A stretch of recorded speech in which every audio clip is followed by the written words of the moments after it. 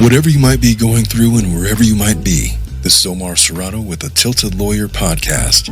I'm here to take your mind off of things. Yes, I'm an attorney. No, I'm not giving you legal advice. We're going to sit and talk like people, as these are the candid thoughts of one practicing attorney, and it's after hours. So have a seat. Feel free to have a drink and join me. Let's get started. Good morning, everybody. This is Omar Serrato with the Tilted Lawyer Podcast. I'm going to be joined shortly by my co-host, Melissa DeCastro. She's not Pacheco anymore. I have Dominic sitting in the producer's chair watching everything that you guys do and say like a hawk. Absent alcohol this morning because he's watching his figure as per usual. But we have a major case that we're going to be discussing. We covered this way back at the end of April, early May or something like that. Mica Miller. And the case was investigated and wrapped up really quickly. It involves Pastor J.P. Miller, who is a pastor of a mid-sized to larger scale church that he was overseeing. It was alleged that he had committed various acts of domestic violence against Mica. Matter of fact, Mica's family has introduced a list that was compiled of all of the journal entries, stories that she's told, videos that she's taken, that details all of the abuse that she had suffered at the hands of J.P. Miller. And of course, all of those were allegations. They've never been proven, but a lot of it is documented on video and is out there on the internet for all to see. There was allegations of tracking devices. There is a theory that J.P. Miller had coercively led Miss Miller down a road that led to her ultimate demise. Very famously, she drove to a national park, made a 911 phone call that some have speculated was generated by AI, and unalived herself. There's witnesses that came forward that explained what they heard. There was a couple of witnesses. They mentioned that they heard a female crying, and then a gunshot, and then that was it. There's been from the family statements that have been made attacking the facts that are known regarding the Miller case. And when we left off, it was with the knowledge that, they wrapped it up. They've determined that Miller ended her own life. They have her on surveillance camera, driving by herself, purchasing a gun from a sporting goods store, driving to this national forest, going to make the 911 call. And shortly thereafter, they found her body and they just wrapped it up. J.P. Miller, it was said that he had rushed to try to have her cremated. He also gave statements such as he tried to bring her back to life in recent interviews. He just did an interview with Newsnation. That was the latest piece of information that dropped, and it was really kind of the stupidest thing he could have done if he was trying to quell the hints of people trying to say that he was responsible for Miller's death. I think it kind of had the opposite effect. But Newsnation, they covered the story, and they were very respectful of Mr. Miller. They were very careful to state that he hasn't been charged with anything, that everything that's been said about him has been alleged. And they gave him about an hour to go up and talk about his case. I will say that in every case that I've ever covered, that I've ever been aware of, where the husband is suspected of some nefarious thing, when they've gotten up to give a media interview, they never come out looking great. Matter of fact, in the interview, we're going to go over some of it and some of what the family had to say. Some of what he said in his interview was downright disturbing, weird. And I got to say, my personal opinion, this guy is a pastor of a church that has hundreds of members, presumably. I don't know how many members they have.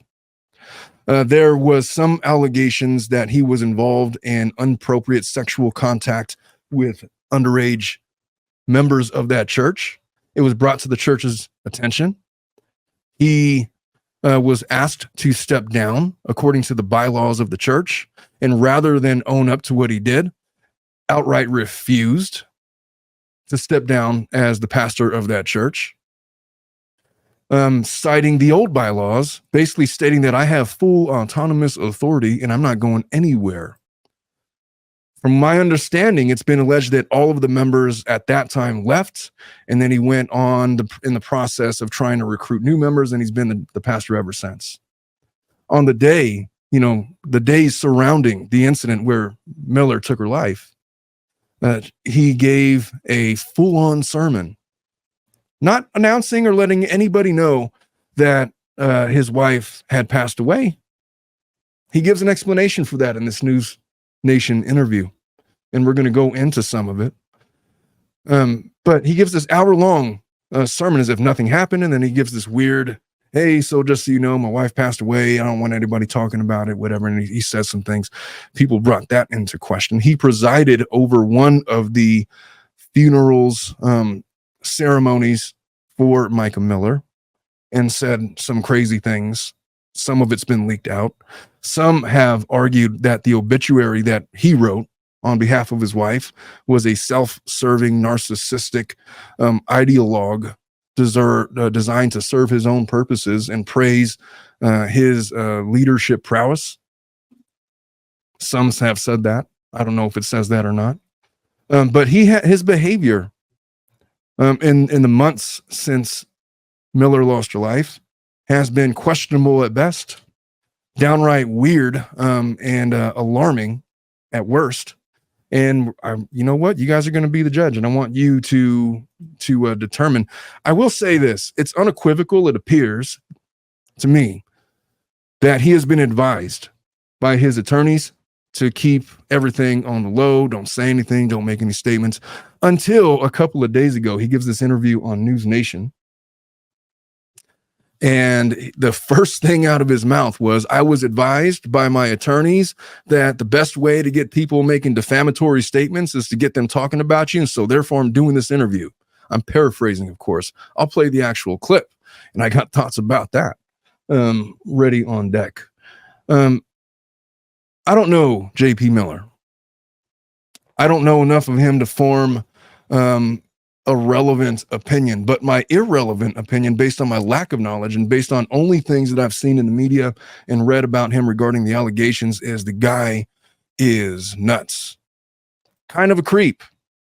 Now, hey, he might be delightful. He might just be, whatever, salt of the earth kind of guy, and he just found himself in a jackpot by what he alleges is the victim. Maybe he is the victim of his wife's mental illnesses, and maybe he was the patron saint of trying to get her help, and maybe it really was Mica Miller's family that is responsible for all of this, as not even allegedly, as he outright said in his Newsnation interview. He said those things. 100% he did. But people seem to be thinking differently, myself being one of them. He has a lengthy history of stalking Miss Miller. It's come to light in the coming months that Mica Miller may or may not have been having a relationship with one of the churchgoers, and there was an interrogation that is just absolutely bizarre. And I'm going to play it simply for the fact that I believe that the guy was unhinged. My personal opinion, I believe he was unhinged. He's talking to this guy and he's saying, so tell me what you did, and where did you touch her, and where did she touch you, and how did you guys kiss, and whose idea was it? And he's talking about discernment and all of these religious ideologues trying to get this guy to repent. And this guy, being a follower in that church and presumably a follower of the pastor JP Miller, was very deferential and just basically not really sticking up for himself or putting up much of a fight at all and going along with it. It's all very bizarre. So I'm just going to, as a disclaimer, the AI stuff, I don't know nothing about it. I haven't seen any corroborating evidence. I personally don't think it was an AI generated call. If anything, it might have been Mica Miller in a state in which she was induced by severe depression and possibly medication. They caused her to slow down her speech pattern. I haven't seen any credible evidence of the call being AI generated. And so I'm not going to talk about any of that. I'm not saying that it wasn't. I'm just saying that until I see anything credible in some of the investigations that are maybe ongoing or somebody else maybe uncover something, it's just, it doesn't matter at this point.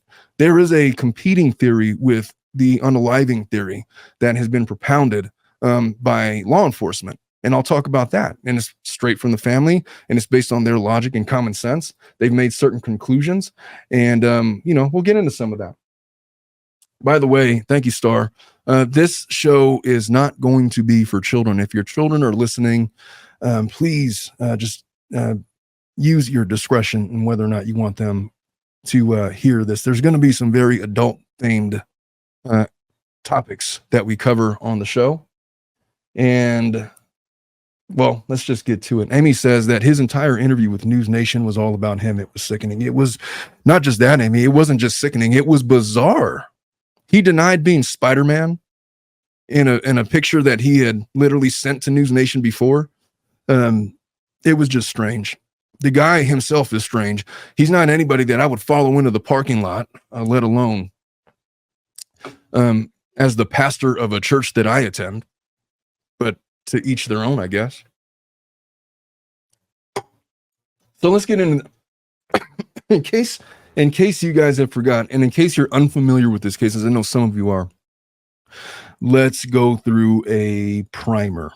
So this was the widely accepted timeline of everything that happened. So it was around April 25th. John Paul Miller is served with divorce papers. They were in the process of getting a divorce.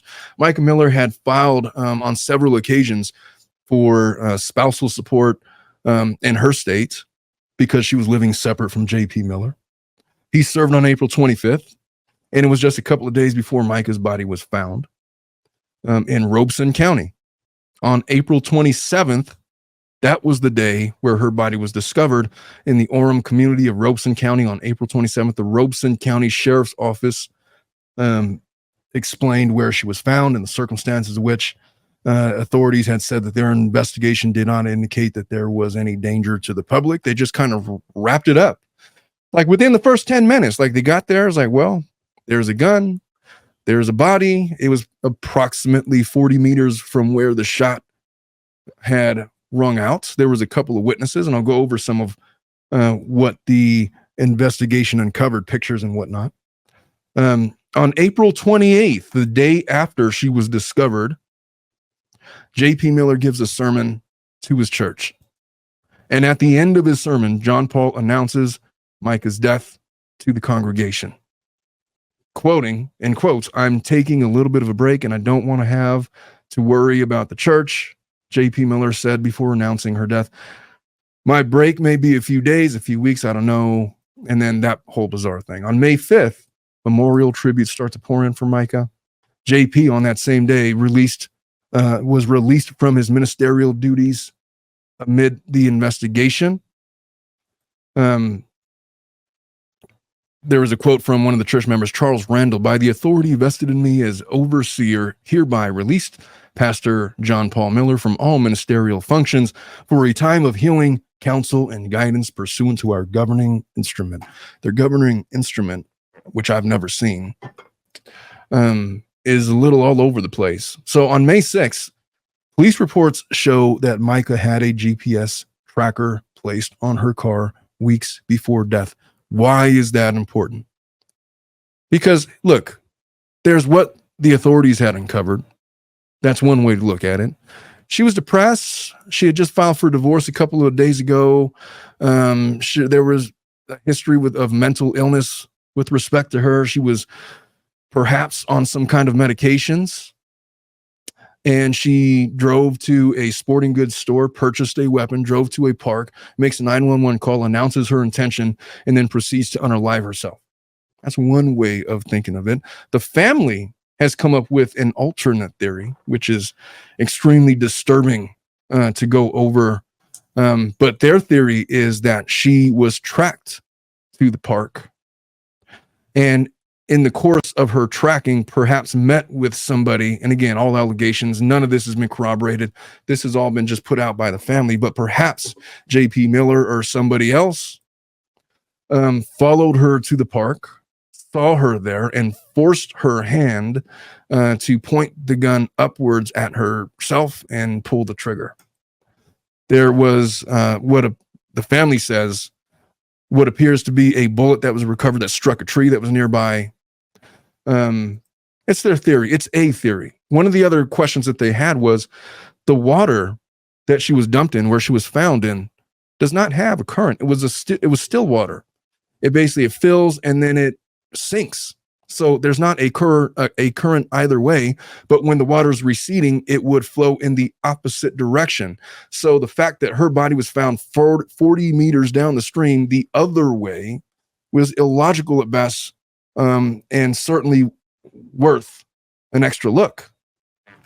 But nobody ever looked. They've closed the investigation. Now there is an FBI investigation that's still ongoing, as far as I know. But whether or not they're investigating J.P. Miller or anybody else for the possible murder of Mica Miller, or if it's for financial crimes or some other thing, I don't know. But that's what's come out. On May 6th, also, it was reported that Mica had stated on many occasions, if I end up with a bullet in my head, it was JP. That's what Mica's sister said. Sierra Francis, in an affidavit, asking to be named the special administrator of Mica's estate. On May 7th, well, that was the phone call, wasn't it? Yeah. On May 8th, there was a report that came out that Mica had groomed her for years, meeting her around the age of 14 when she was a youth in that church. And there's a long history of that. And we're going to go over some of that because I want to go over Mica's list. It was something that was put out by the family. What is Dominic? There's not noise coming through here. Do you hear that song?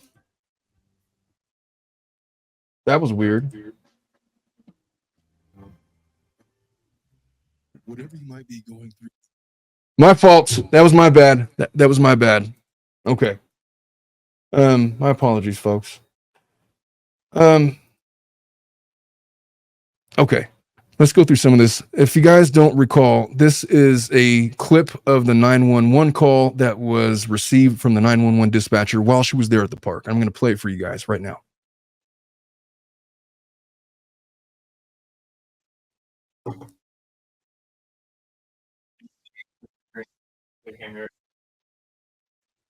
Nobody can hear it? Oh, I got to share my screen. Well, this is live TV, sort of. Here we go. Let's do this.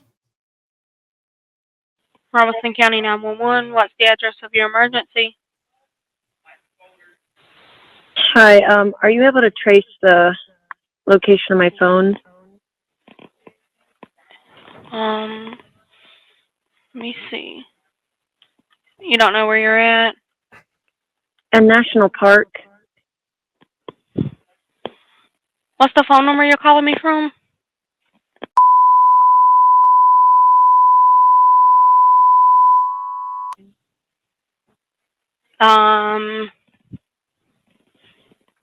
Where's the park located at? In Fair Bluff. Let's see. I have my location on, I think, on my phone.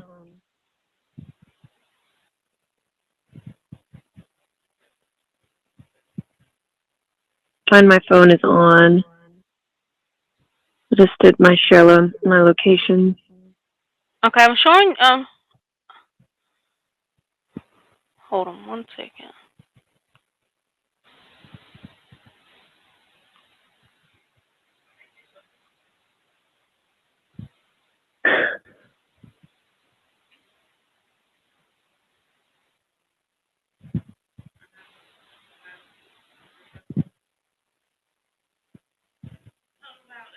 I don't think you are in Robeson County.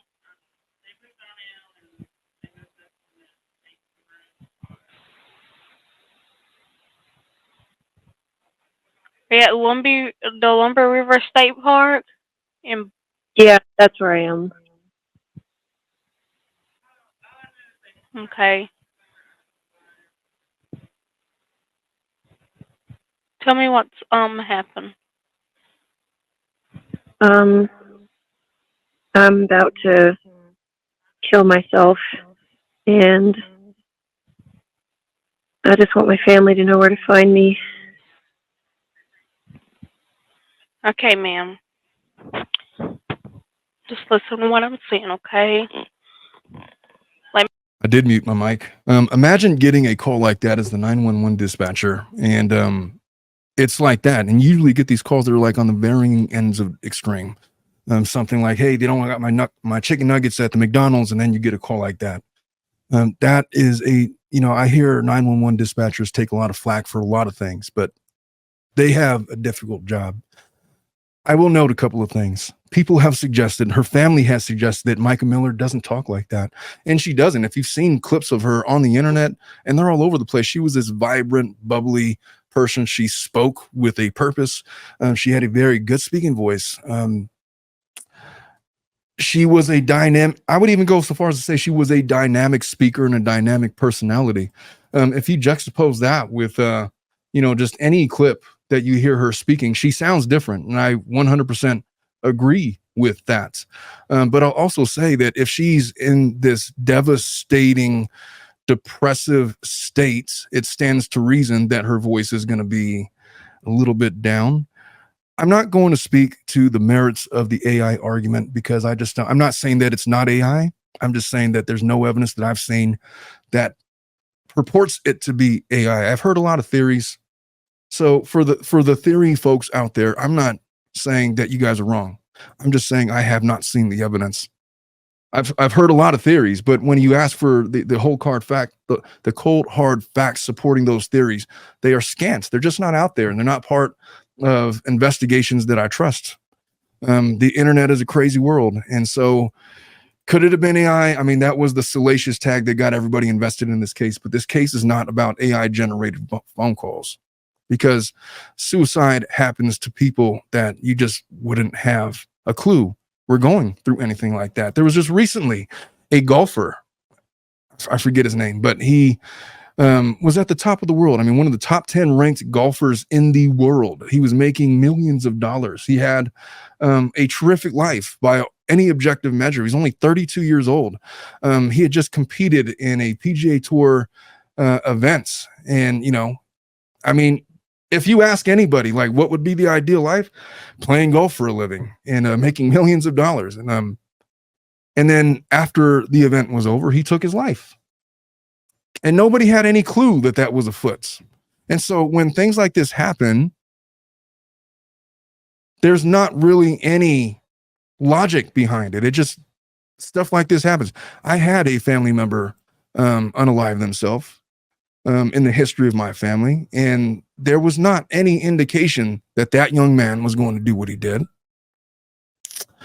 And that was particularly heartbreaking because in the moment when he was executing his plan, it was unsuccessful. And so he lay there dying, and he's writing this note, regretful of what he just done, but it was too late.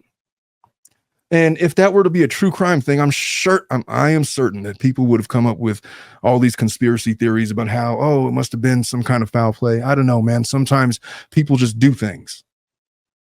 There's very few people in existence that haven't had some thoughts of just doing something like that. Dominic Bannell says, I have a question to a lawyer. JP has at least 2 cases now in court. Will the prosecutor demand the psychiatric eval? No, not the prosecutor. And when you say prosecutor, I assume you're talking about a criminal case. There's not a criminal case to my knowledge. I know that there's stuff going on in probate and civil stuff. It's really difficult to get a judge to order a psych eval without a really good reason to. And I don't see it happening under the current climate of investigation that exists surrounding Miller. Whether or not that changes or not, I don't know. But he hasn't been charged with anything. He hasn't been charged criminally. And so psych eval is probably never going to happen, if I'm being honest. And so there was this 911 call. there was an incident right before this. Look, this is all of the things that were documented. I want you guys to take a look at this video, because this is kind of the climate that Mica was existing in prior to the incident. Just let me share my screen so you all can hear and see it. This was weeks before the event, and this is what happened from Newsnation. Because they are exploring legal options right now, but meanwhile, we're learning much more about the ugly twists and turns of the couple's relationship. Joining us now is Newsnation investigative correspondent Rich McHugh, who's been on this story since it broke. And Rich, you have some exclusive new video. That's right, Elizabeth. We have new video, but I want to give some context before we get to the video so our viewers can understand. I think this is the gentleman that interviewed J.P. Miller, and we're going to take a look at that. Understand this.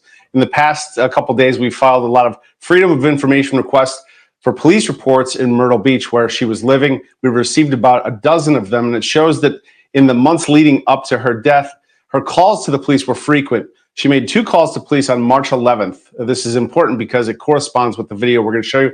I want to read from the police reports that day. The police officer writes of responding to East Coast Honda in Myrtle Beach in reference to harassment, that Mica was getting her tire fixed after it was slashed, that she told the officer the tracking device on her car, that the suspect showed up, quote, she told him to go away, she does not want to talk, and when she pulled out her phone to record, he sped off. The victim then leaves and goes to East Coast Honda, and then the suspect showed up again. That appears to be this moment we're seeing at East Coast Honda. Let's roll the tape. Walk away. I'll show you the pictures. Do you want to go to jail? They'll be on Facebook in a few hours. Alrighty, you'll be in jail in a few hours. Walk away. Now, in that moment, we see this moment before, like a month before her death, the struggles that she is having in this relationship. She told police that day she was afraid for her life, and we're seeing. Now, that specific video, I think, is important to point out. They were separated at the time, and J.P. Miller had just found out that she had a relationship with another church member. And this is the context of what he was confronting her about. Says, I got pictures and all this kind of stuff. He had a private investigator following her around. But there was this clip. There's new audio. And that I wanted to share with you guys. I don't want to play this whole video, but this is from the Robbie Harvey show. People have mixed opinions about this clip, but I wanted to share it with you just for the context of when all of this went down and in the weeks leading up to Mica Miller's death. Let me get over to that screen.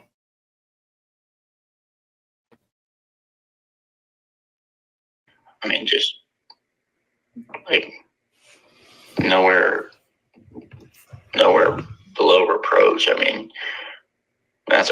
So the guy speaking in vocal fry is a church member that was a member of the church in which J.P. Miller is the pastor, basically the main guy over there. And this is Miller. This is J.P. confronting this guy, and it's a really hard listen because you want this guy to stick up for himself, and he just kind of goes along with it. You'll see. It's a promise. Well, the person that saw and got the picture said that you touched her chest. I didn't. I mean, like, we kissed, so maybe like her face, neck, but I promise you that nothing below the neck, chest. And she touched you where? Just the same place, like my face and like my chest. My guy said there was more than that. More than what? More than what you're telling me. Well, I'm telling you, if you have the videos and the pictures, you can fact check it. I mean, he'll have them to me by morning time. But he told me there was more than that. Well, that is. Just for context, folks, at this point, JP and Mica were not together. They were separated. And this guy, JP, is asking for a play-by-play of an encounter that he was seen by a private investigator having with Mica. And this is the questioning. So their relationship is basically over. They're headed very rapidly for a divorce. And JP is continuing to obsess over these details in just the creepiest way you could think of. This is obsessive behavior on any level. And this is in the weeks leading up to Miller's death. That is exactly what happened. There was nothing more than kissing. Nothing more. I promise you that. And then you'll see then. He Tomorrow, said that we're gonna both of be y'all touched each other inappropriately. there. No. As a result, DJ the employee was fired, as mentioned in this sermon by John Paul Miller. I had somebody on my staff, a young person that I had to let go. I said, listen, I don't want you doing this anymore. This is something that I don't think is right. I want you to stop. And they looked at me and they said this, well, God's my ultimate authority. I said, what did you just say to me? They said, well, if God tells me I can do it, then I can do it. I said, you work for me. They said, God's my, I said, you know what? Get God to sign your paycheck for you because you're fired.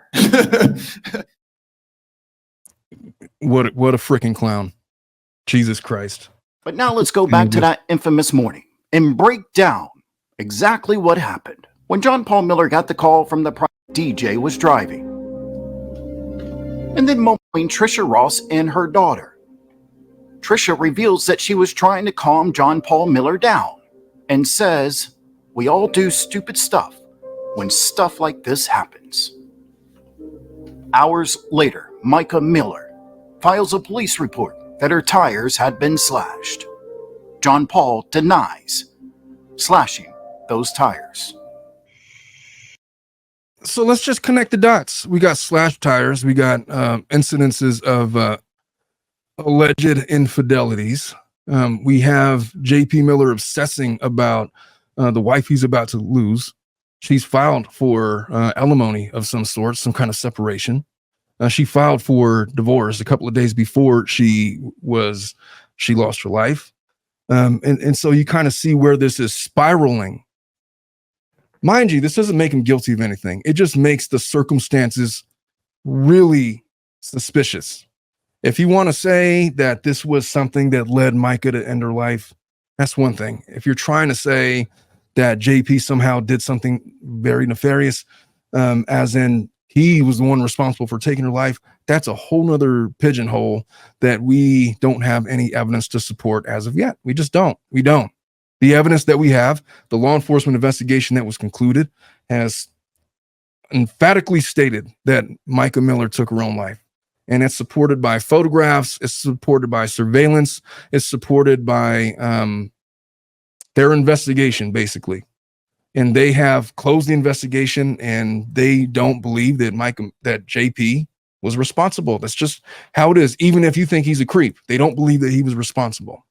Which at the end, what the family is really pursuing is whether he did or he didn't. They believe that his coerciveness and the way that he treated Miller in the years and months leading up to this event, he's in some part responsible for what ultimately happened, regardless of whether or not you could charge him criminally or not. Let's continue with this because it gets really bizarre really fast. And you know this is adultery, right? This is straight up adultery.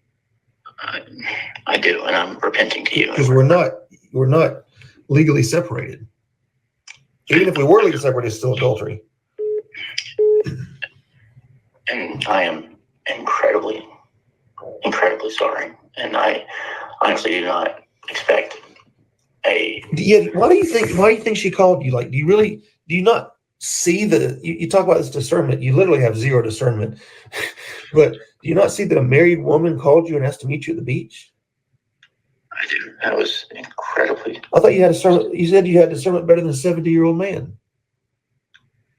I was saying better than some 70-year-old men. And, I'm not on the phone to argue with you. I'm repenting to you. I honestly don't know what else to tell you other than to ask for your forgiveness. And honestly, I don't even expect that from you. No, I forgive you. No, I forgive you. And, I am sick to my stomach just from all of it, the whole thing. Micah did the same exact thing to me 10 years ago. Exact same thing. We met at the same place. And what relevance would that have in even this present conversation? 10 years ago, I mean, the guy is on some kind of a rant. He's in some kind of a mental state.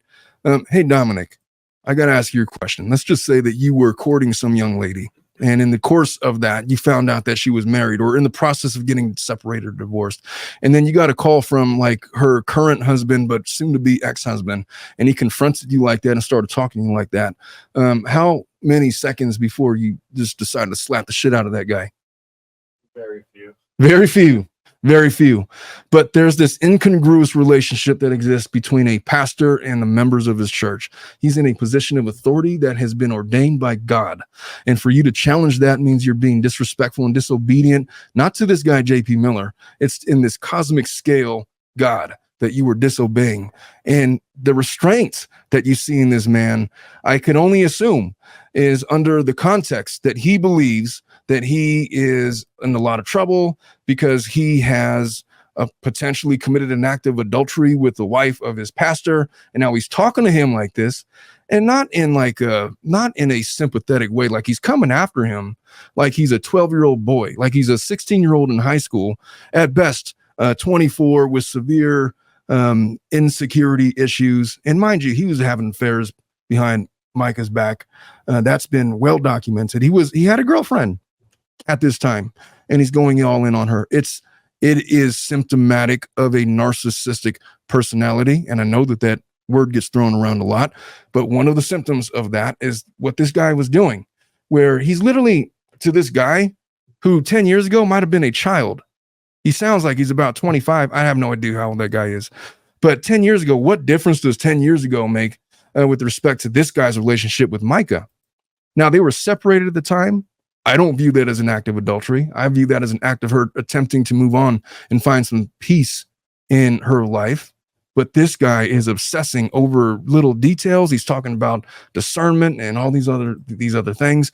And he's talking down to this guy, and he says, I fired him. And then he announces it in front of his congregation and has a small chuckle about it. That's bizarre behavior. Look, I have a special place of despise in my heart for most religious leaders, especially of this ilk.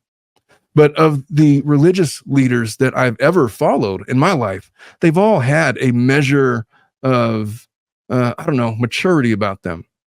This guy, in my opinion, comes off as an adolescent boy who's unhinged.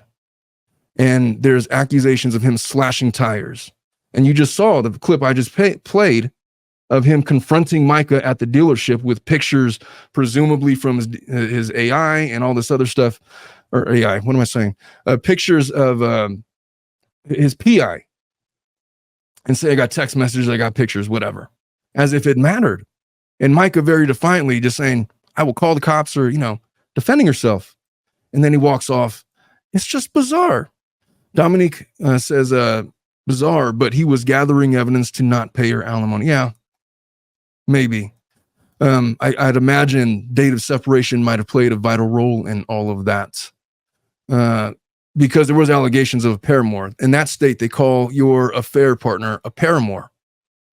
Allegedly, JP had a paramour, of which there was a death of her husband under suspicious circumstances, and he talked a little bit about that in his interview. But yeah, I'd imagine he's probably doing something like that. JP Miller is highly lawyered. He's highly lawyered up. And so I don't doubt that might have been what the purpose of it for, but he took it a step far. If that was the purpose, he had what he needed. He had no reason to confront her at all. So it might have been good legal advice to try to accumulate that kind of evidence, fine. But he took it beyond litigation into a whole new world where he was putting people's health in danger. What if JP Miller was not a pastor and he ran into somebody like Dominic? Dominic said, it would have been about 5 seconds before I snatched his throat out of his chest. He didn't say that, but that's what he meant. But that's any normal person. When you're on equal footing with the person you're speaking with, when you're in this made up hierarchical system where I am pastor ordained by God, chosen to lead you specifically and the congregation, and you shall bow to my teachings and all of that. It's a very incongruous relationship to begin with, not let alone an interaction in which he's going to be able to defend himself. And you saw this kid, he's talking like he's in trouble, like he's in the principal's office, which is not how normal men would react in that scenario. I'm spending way too much time on that specific thing. But let me get into some more of this. So this was the official timeline of the incident. So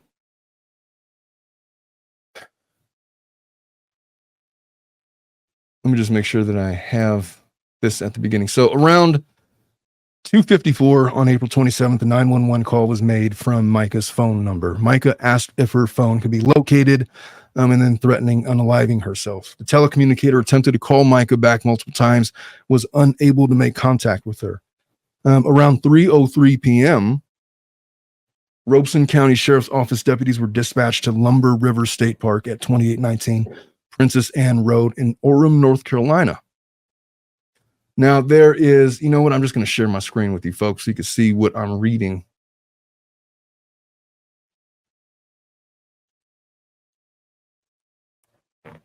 Where is it? Here we go. Right. So you can see here, I'm assuming this red mark is where she was. You can see this river and where it just kind of drifts down to. At 3:05, contact is made with the Lumber River State Superintendent. At 3:20, deputies request a phone ping. 3:31, deputies arrive at the park and begin a search. At 3:33, there's people dispatched. It was around 3:50s, detectives with Air 3S UAV arrived at Lumber River State Park. At 3:42, they located a black Honda Civic in the parking lot. They looked inside the car, observed a black Sig Sauer gun case in the passenger seat that she had just purchased, and a box of ammunition. And at 3:45, they were doing an aerial search of the area. And while conducting the aerial search, they were approached by an individual who stated he had found a bag while fishing with an ID inside belonging to Mica Miller. Individual stated he heard crying while he was fishing and then a gunshot. The individual stated he went further into the slough where he located the bag about 2 foot from the water edge. At 4:23, an individual contacted Robeson County Communications and advised he had located a body in the water. Searching deputies and state park rangers went to the individual's location and confirmed the information given. The area was then secured for investigation. At 5:30, chief of detectives arrived at the incident location. At 5:54, they had the CSI technician get there. The medical examiner was contacted, requested to come was contacted and requested to come to incident location. These were the pictures that were recovered from her vehicle. You can see this is the weapon that was used. These are the receipts from the purchase of the weapon at the sporting goods store, Dick's Pawn Shop at 1852 Mr. Joe White Avenue in Myrtle Beach, South Carolina. Robeson County detectives investigated Mica Miller's movements on the day of April 27th. The movements shown here are substantiated with security camera footage, which is date and time stamped. This was an image that was taken at 10:13 a.m. on April 27th of her leaving. She has some kind of a water bottle in her hand. There appears to be nothing wrong at this point. This is taken at 11 a.m. of her returning to her apartment, and then at 11:38 a.m. Leaving.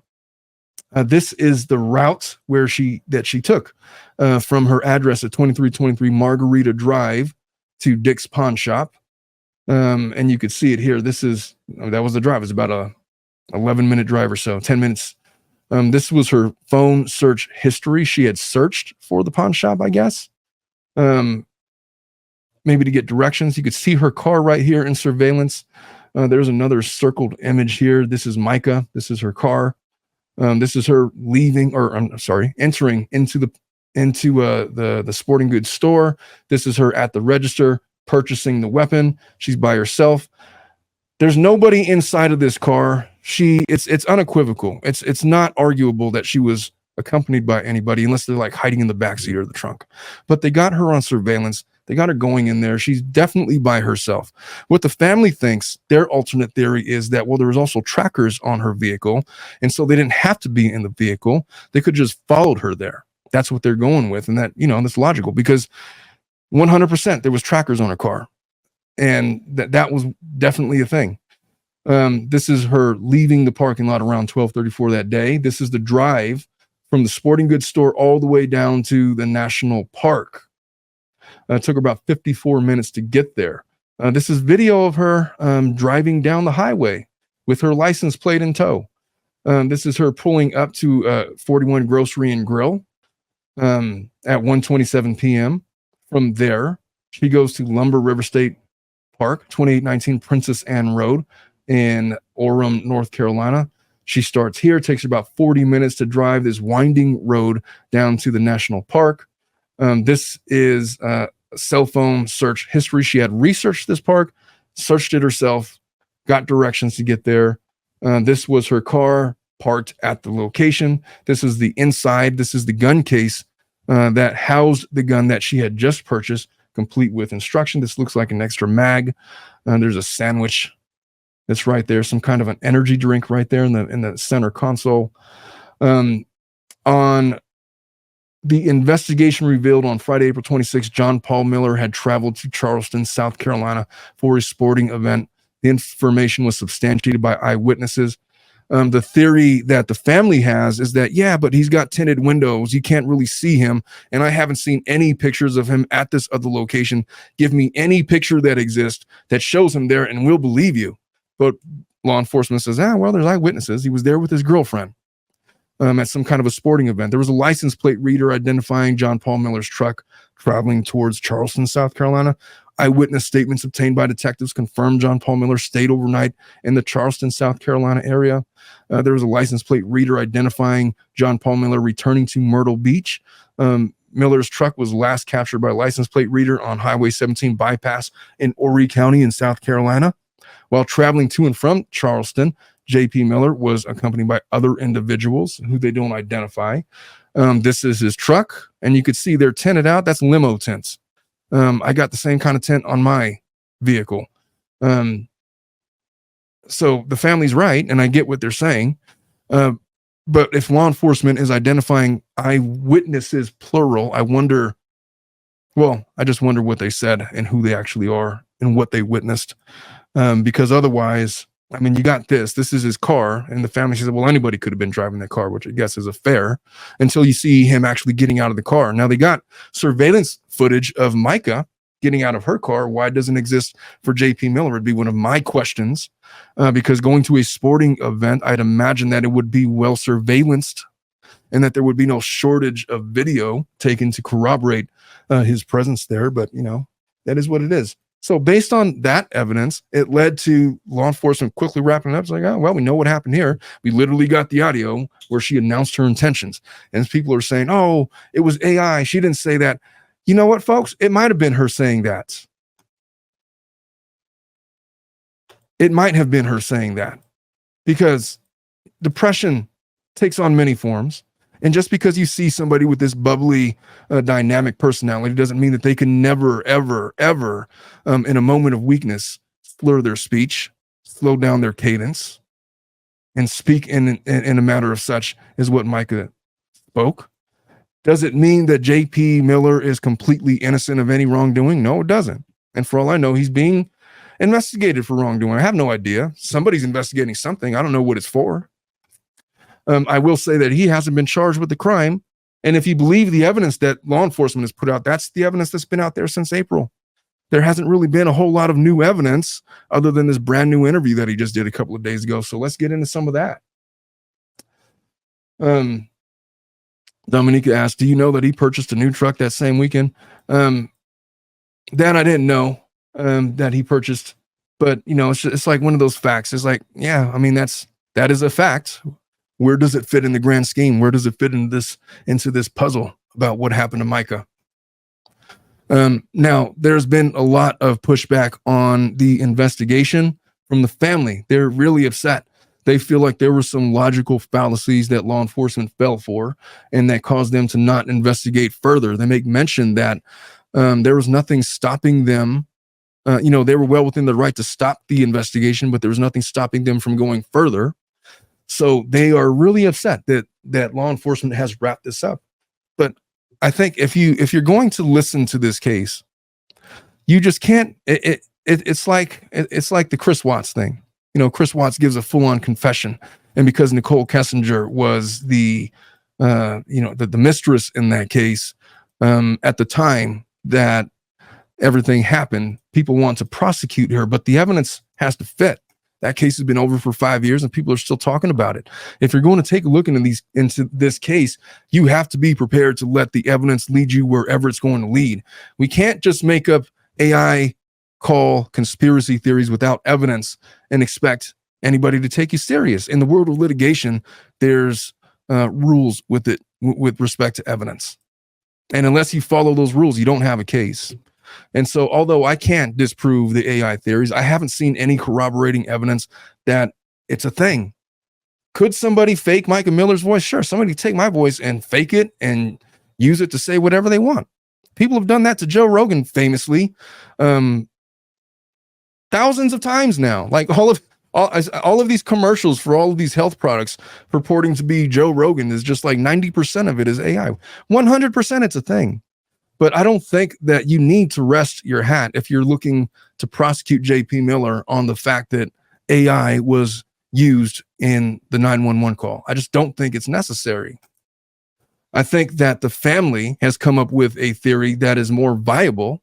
There's not any evidence to support it, but it's a lot easier to prove,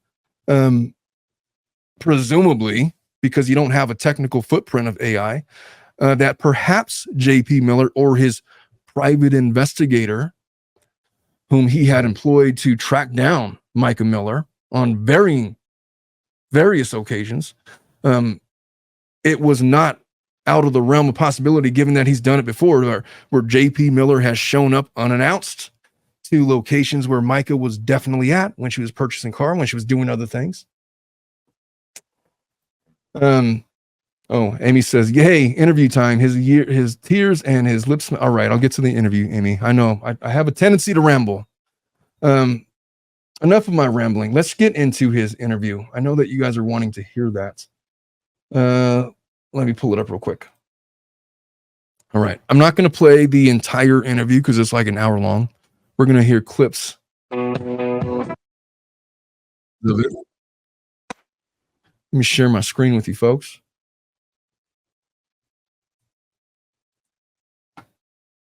All right. So let's just cue this up. And this was his interview, and I'm just going to play excerpts from it. So in this initial clip, I want you to note a couple of things.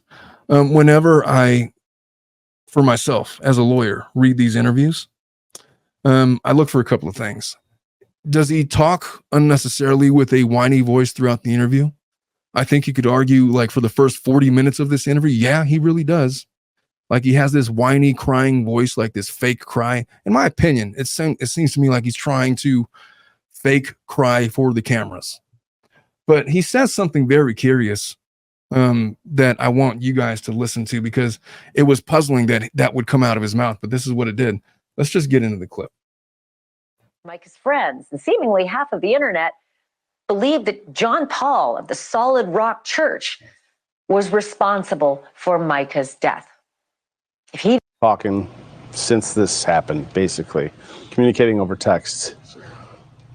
Why now? Why the decision to speak now after all this time has passed? Where's your head at? Well, I think part of it is I finally got the approval of my attorneys to do so. They, the ones working on the defamation cases, they said it's easier to win a defamation case the more the people talk, and so they've been collecting a lot of evidence over the past while, and also I think that now that some of the emotion has died down in the world, and with. Did you guys hear what he just said? His wife has just died. She's been gone for a couple of months, and this is what he leads with. Why now? Why the decision to speak now after all this time has passed? Where's your head at?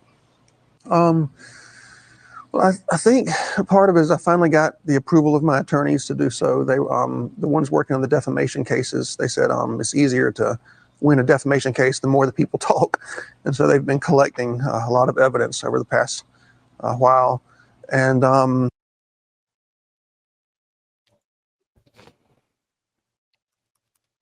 You know, I've said very often on the show that my least favorite people are attorneys. I don't have much to say to his attorneys other than suck my dick, you nerdy, geeky, virgin bitch. all right. I had to get that out of my system because that is a scum of the earth type of stuff. Irrelevant to our discussion, but let's carry on. And also, I think that now that some of the emotion has died down in the world and with people that are led by their feelings, I think now they deserve to hear some logic and some truth and make their own assessment. Do you miss her? Yes, sir.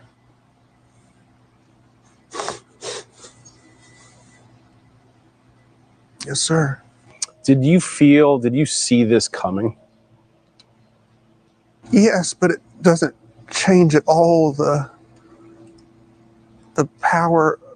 Note the voice, note his pattern of speech. And you know what? I'm going to speed this up a little bit to get to, I'm going to put it on 0.15 because he talks slow, but pay attention to his cadence, pay attention to his tone of voice.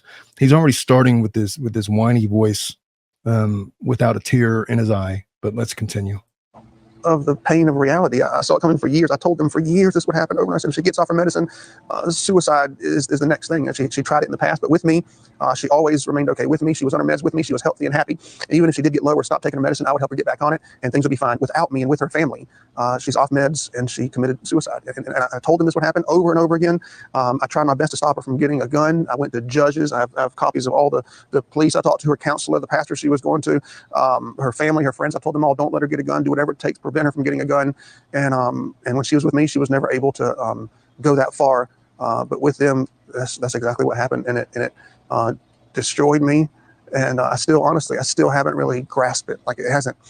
I kind of keep putting off the reality of it, and I try not to think about it as much as I can. Okay, I got to tell you, I've spoken to many people in the depths of their grief. And they never start with whiny voice that JP Miller is exhibiting right here. It never happens. They always start because they know that they've either dealt with it, they've either legitimately grieved, and they've resorted to now this flat affect that is neither happy nor sad. It's just they're getting the words out to get the words out. They don't feel the need to inflect a whiny voice for appearances. But people that are that are defending themselves or are under suspicion, almost without fail, employ this whiny, fake, whiny, dry-eyed voice, complete with vocal fry that you hear from JP Miller. So he starts off that way. And he continues to say a lot of that. And then he goes on, he's basically throws Mica under the bus. This was not his fault. He's never done anything abusive to her, never laid a hand on her. He's completely innocent. He's the patron saint. Real quick, yeah. I just want to mention, if you look at his hands, he has a fidget toy that he's fidgeting. That's right. He had a stress ball. Yeah. He had a stress ball. Does anybody know what a stress ball means in a scenario like that? What do you think about that stress ball, Dominic? It shows that he's obviously really nervous being on that interview. I mean, stress balls, I don't know what to make of it. I've seen people bring up like a comfort toys on the witness stand. And so, you know, maybe he's just legitimately nervous and it's helping him cope. But he's also the pastor of a church that speaks in front of hundreds of people every week. He's no stranger to speaking in public and having his words dissected.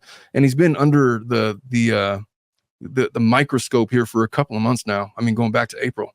And so what to make of the stress ball, I don't know. But you guys be the judge. But I want to fast forward to him. He starts talking about Mica Miller and her deteriorating health, that it was being overlooked by those around her, basically trying to bring her family into this. This is what he says. Forget who you are when you're on medicine versus who you are when you're off. She had lost 40 pounds in a month, and nobody that it was in her life thought to take care of her. nobody. She was living with a former registered nurse. Her family, quote unquote, were taking care of her. She lost 40 pounds in 1 month, and no one thought she needed help. She was talking about living in Africa. No one thought she needed help. She's making videos on Facebook.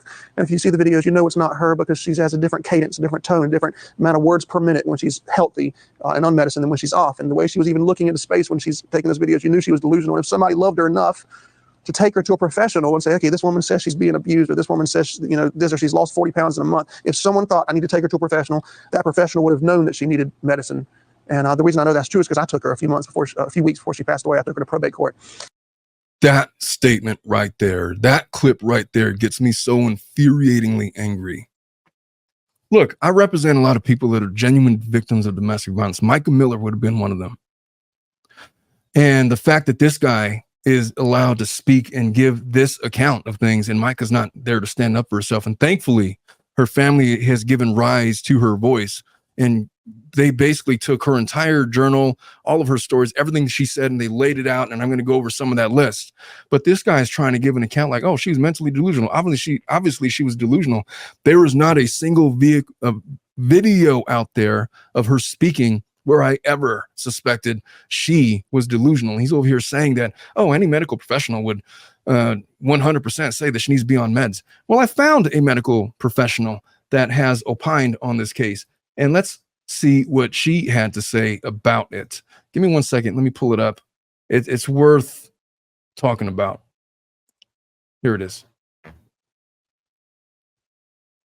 going to share my screen with you so you guys can hear it. But this is Dr. Leslie Dobson. She is a forensic psychologist. She has a TikTok channel, and this is what she said about Mica Miller's mental health allegations. Well, that didn't work out, did it? Let me here we go. All right, I got it now. At least in the videos that I've analyzed online, Mica doesn't present as euphoric. Euphoria is so different when you are talking about such an extreme version of mental illness. Euphoria isn't a grimace, isn't a smile. Euphoria is a grandiose, manic presentation. Like, I am here to buy my pew pew. Thanks for throwing in that on February 6th, you guys were madly in love. I'm not sure what the point is. Oh, wait, I get the point. Impression management. I'm also really confused. If Mica was really that severely mentally ill, why wasn't she given long-acting injectable medication? Who are these doctors? Who are the licenses tied to all these recommendations? And when I have genuinely feared that one of my patients is going to harm themselves, I don't call their family. I call the police, and I sit there and I try to get colleagues to stay with me, and I don't take that person out of my sight until they are safe with authorities. Oh, and then you answered those interview questions about have you ever been abusive? Well, I just want to educate everyone again that abuse can come in many forms. Abuse can be coercion. Abuse can be grooming. Abuse can be an adult trying to get somebody underage to do things with them, to do things for them, to manipulate them into becoming almost like the older person they really want to be with. Abuse can be standing on the stage of maybe like a church and talking like you're a celebrity and saying demoralizing, belittling, and horrifying comments about your wife who's struggling with severe mental illness. Abuse might be showing your wife's genitals and private parts to the internet. And abuse might run in the family. Like, I don't know if a parent has charges for being a child predator, or if a son has charges for domestic violence. I mean, I guess I'm just left with this question of, there's so much we're talking about. There's so much that you've shown, but show me where she was crazy. Show me where she was actually paranoid, where she was actually showing diagnostic criteria for schizophrenia, bipolar 1 or bipolar 2. Show me the evidence. Fair. I mean, he's the one alleging that she had these severe mental illnesses. The way that you hear him describing it, it's like she was dependent on other people because she couldn't go anywhere because she was liable to go to a store and purchase a gun and off herself. There's nothing that I've ever seen about Mica to indicate, other than that 911 call, that she was in any state of in any state of mental distress. And all the videos that she posted talking to people about domestic violence, and all the videos that she posted that was talking about her spiritual and mental state, and the fact that she was trying to keep her circle small and all of these things. There's nothing that I ever saw that would give me any red flags that she was mentally amiss. I've dealt with people, with clients that were mentally amiss, and they don't present like Mica Miller. And I'm not a psychologist, but that lady was. And what she described was not, just doesn't jive with what JP Miller is saying. And the other thing is, JP is over there and he's free and able to paint whatever picture of Mica he wants. The family has a different picture, and they have offered a rebuttal to all of this. But let's get into more of this. I really want to know what you guys think about this interview. So he talked about, this is him recounting the last day with Mica.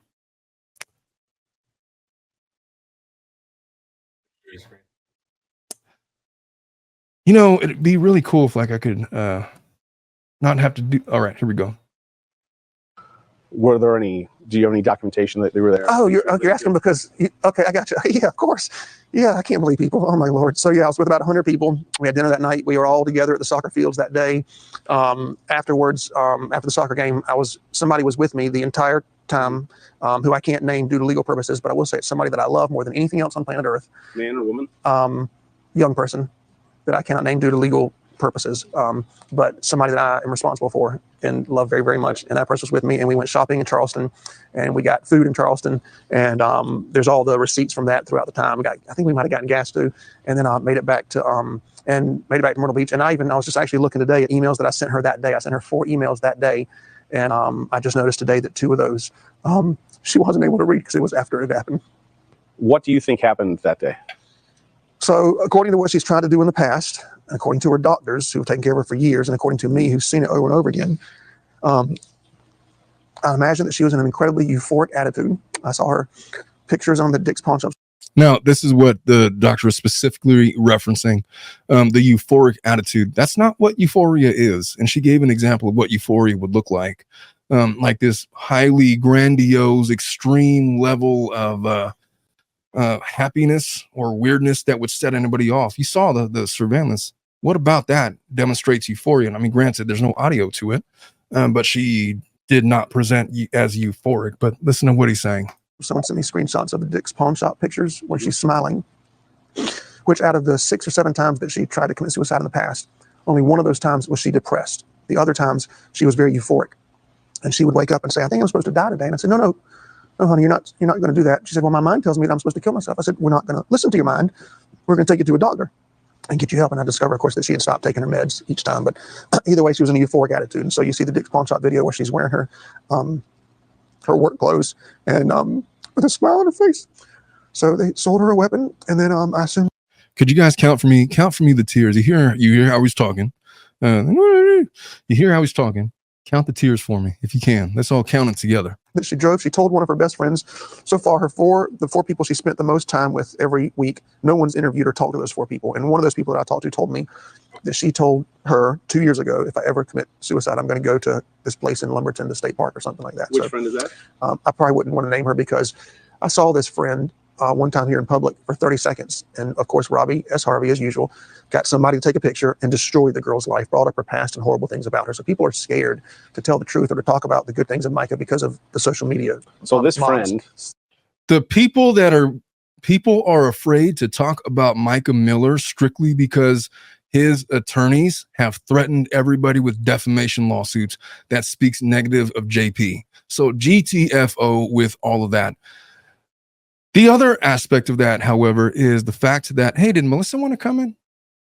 The other aspect of that is he is a leader of a church that is responsible for positions in the church, that is responsible for, I guess, the hierarchy of the church or however they do it. But they look at him as a position of authority that could 100% affect their lives. I think that this guy is probably used to people being afraid to speak out negatively against him because of his position of authority.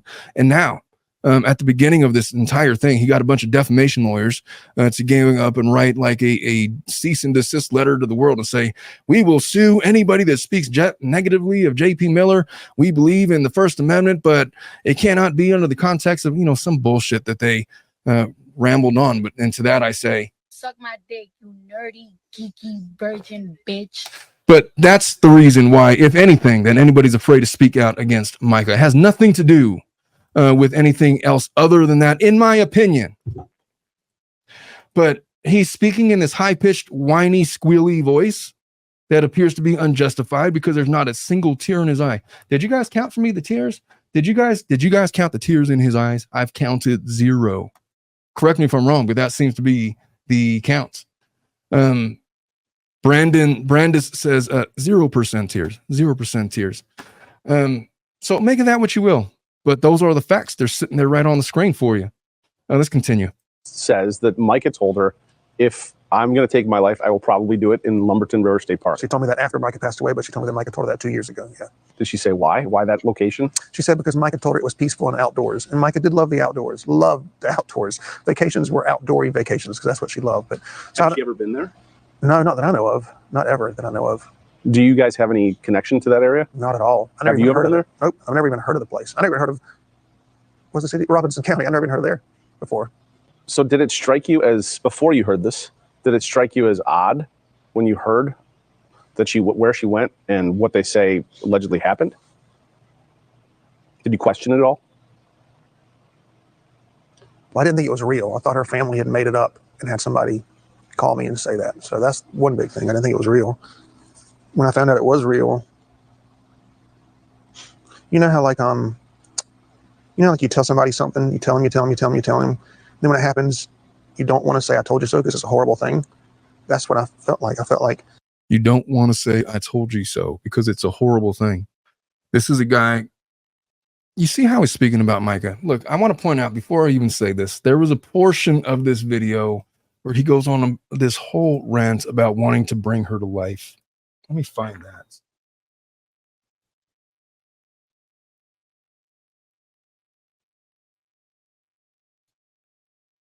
Listen to this clip about him trying to raise Mica from the dead.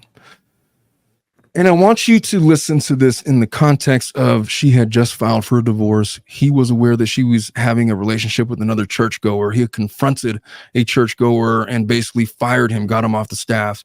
He was confronting her, and video evidence where you saw him pull up to the dealership where she was purchasing a car to the point where she had to call the cops. There was police reports generated where he had slashed her tires. He had a paramour, according to legal documents that have alleged he had a paramour. That was part of his alibi. All of this is going on in the background. But if you listen to this guy and you took the clip out of context, you would think that they were just like lovebirds, man. Like there was nothing going on. There was no issues in their relationship. They were high school sweethearts that were living this fairy tale fantasy come true. And here it is. And listen to him describe about his attempts to raise Mica from the dead. What some Christians like to do and just chatter. And I didn't want to experience the extra pain. I didn't want to. Oh, you know what? I think that we should back up just a smidgen. He talks about he addresses. Well, no, let's just continue. What some Christians like to do and just chatter. And I didn't want to experience the extra pain. I didn't want to be mad at somebody in my church because I heard them say, well, I'm not even going to guess at what somebody. He's talking about the sermon that he gave the day after she was found dead, and about why he told everybody. And he's given some explanation that I just didn't want people talking about it, and I didn't want to get upset to my church. Well, this is what he said. He could have said, but I didn't want anybody to say anything negative about my wife. Another point of concern, let's say for people watching, was when you gave a eulogy. It was something concerning. People said that was concerning that you said that you tried to raise Mica from the dead. And I believe at another point you said you laid next to her body in the morgue. Is that true? I didn't lay next to her body. I mean, I couldn't. You can't lay next to her because her body's up on this thing. But I mean, I hugged her, and I sat on the floor, next to her and just talked to her for a while. But yeah, I tried raising her from the dead because you know what? If it had worked, we'd have a whole different story. But God forbid me not try it, and always wanted the rest of my life would it have worked? Right? Jesus did it. Elisha did it. A few other people in the Bible, and so yes, if somebody I love more than anything in the world has passed away, what I believe to be an early death, you better believe I'm going to try to, in Jesus' name, raise them from the dead.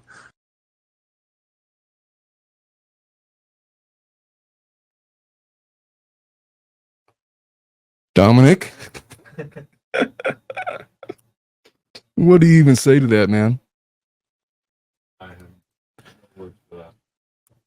It's not so much that he's saying that, but he's saying it with a smile on his face and like this jovial, like he's giving a speech in a prayer group.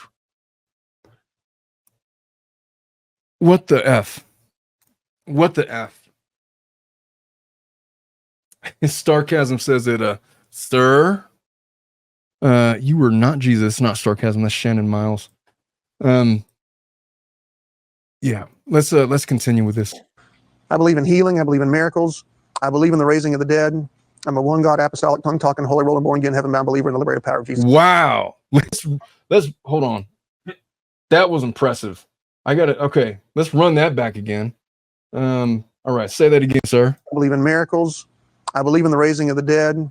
I'm a one God, apostolic, tongue-talking, holy rolling, born again, heaven-bound believer in the liberated power of Jesus' name. I'm not ashamed of it. You know what that is? That's like his tagline, man. That's like his sound check. You know how I do my sound check? Following has been a message brought to you by the Church of Jesus Christ of Latter-day Saints. You know, just some bullshit line that I threw out just to check my mic, my sound. That's exactly what that was, as it appears to me. And but that was impressive. Holy roller, apostolic, whatever, tongue twister, some kind of. He's going into full preacher mode right now, and you're going to see it get a lot worse. All right. So let's move on to another clip. This is him addressing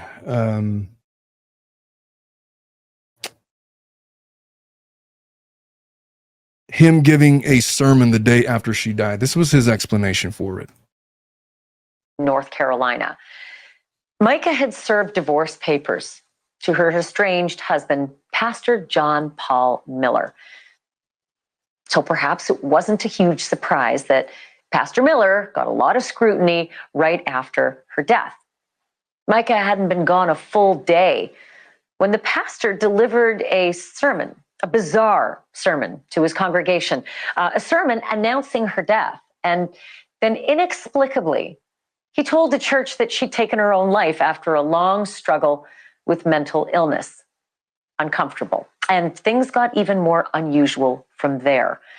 During his eulogy to his late wife, Mica, he claimed to lay next to her dead body in the morgue and then claimed he tried to raise her from the dead.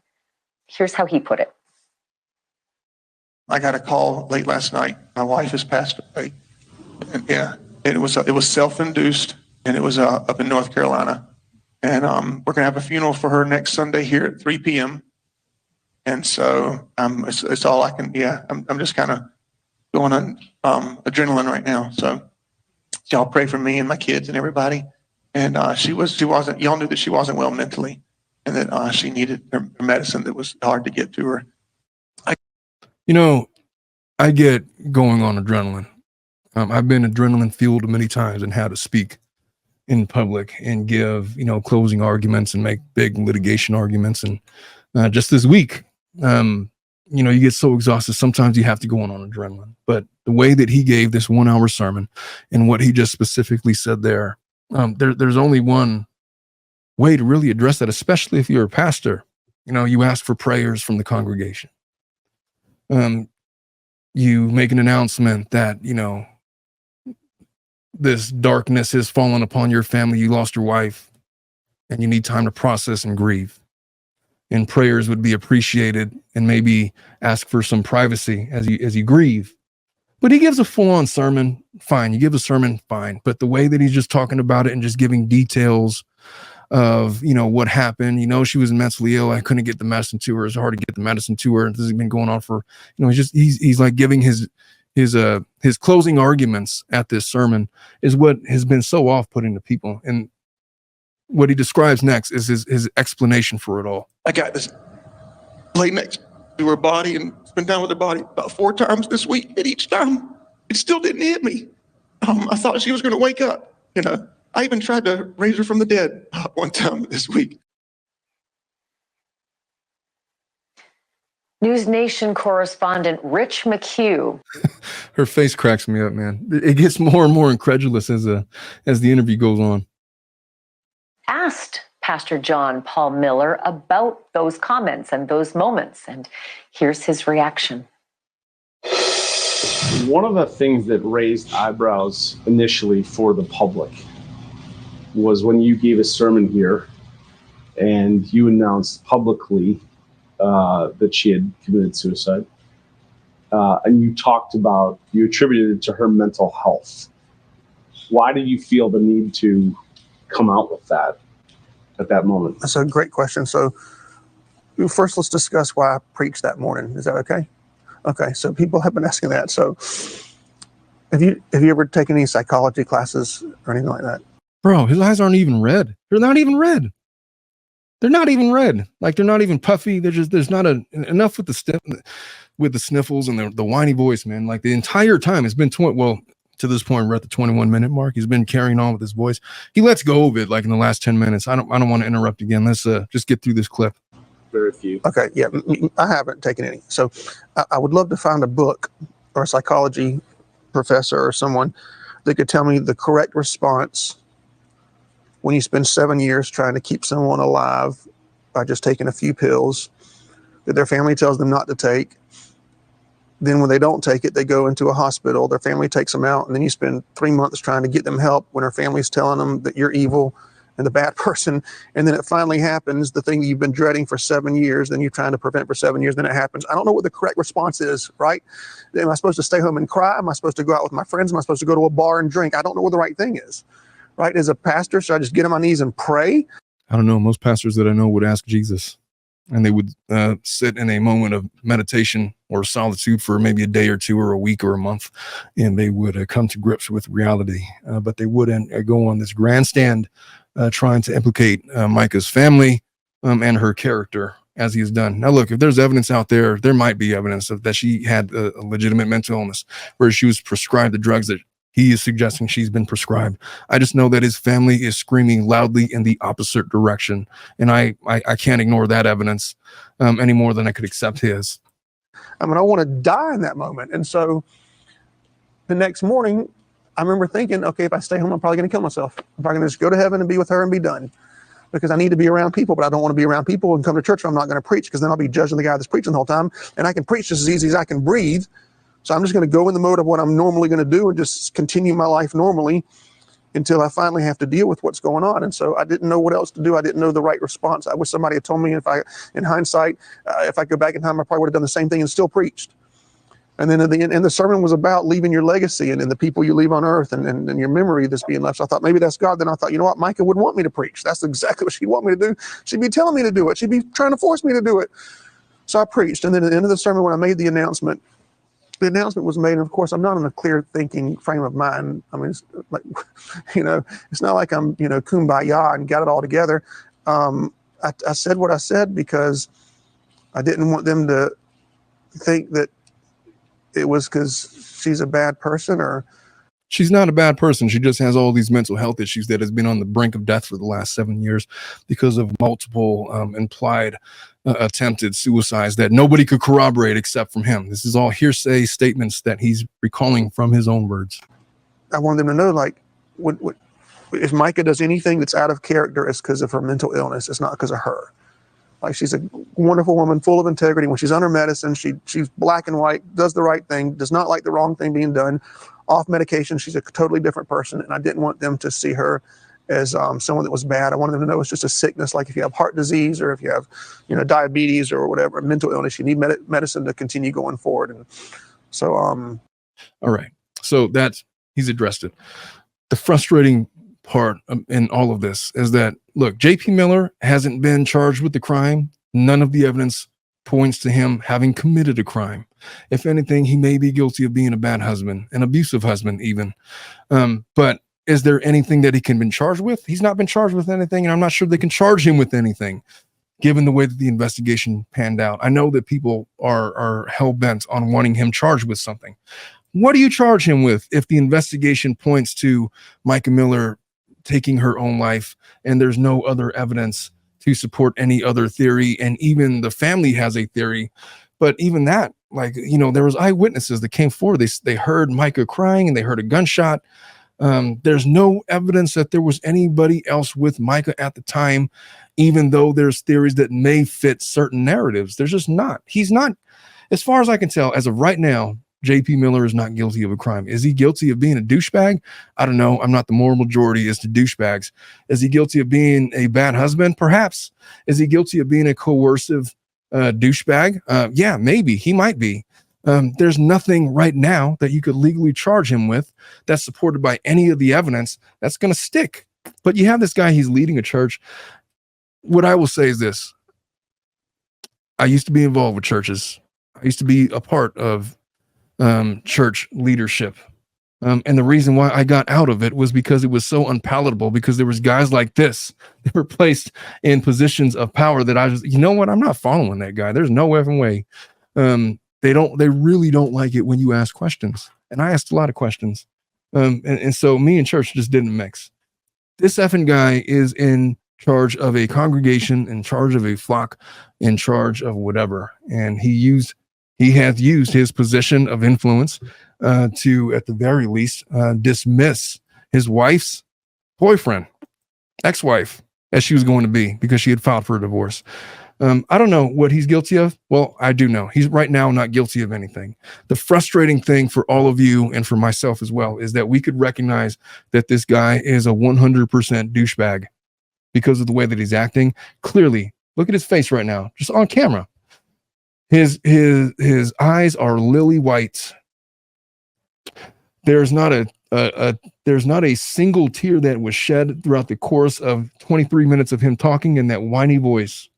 He's 100% trying to throw Mica under the bus in terms of her mental illness, and he's implicating her family in their role for being a culprit in all of this and not taking any of the responsibility for himself.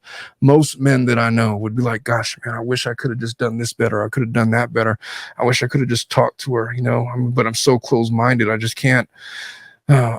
I just wish that I wasn't like this. I wish I heard her when she was talking. I wish that I didn't push her in these areas. I wish that, they would go inwards to find things that they did wrong as to why things ended up the way that they did. But this guy is completely outward. I was the patron saint. I've been warning people of this for 7 years.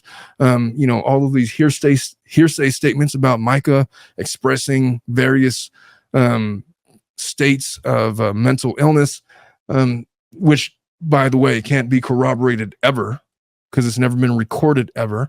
The doctor asked for any evidence that she had these mental illnesses, which I agree. Show me where she's been diagnosed with any mental illness. I'll believe you. I generally believe evidence.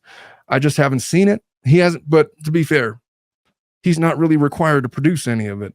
To the extent that it's relevant in a probate case or a civil litigation case, then, maybe that might come out. To the question that had come out earlier about could he be subjected to some kind of mental health diagnosis or evaluation for what? He's not charged with anything. And in what legal capacity is his mental state relevant in any of this? I don't know that it is at this point.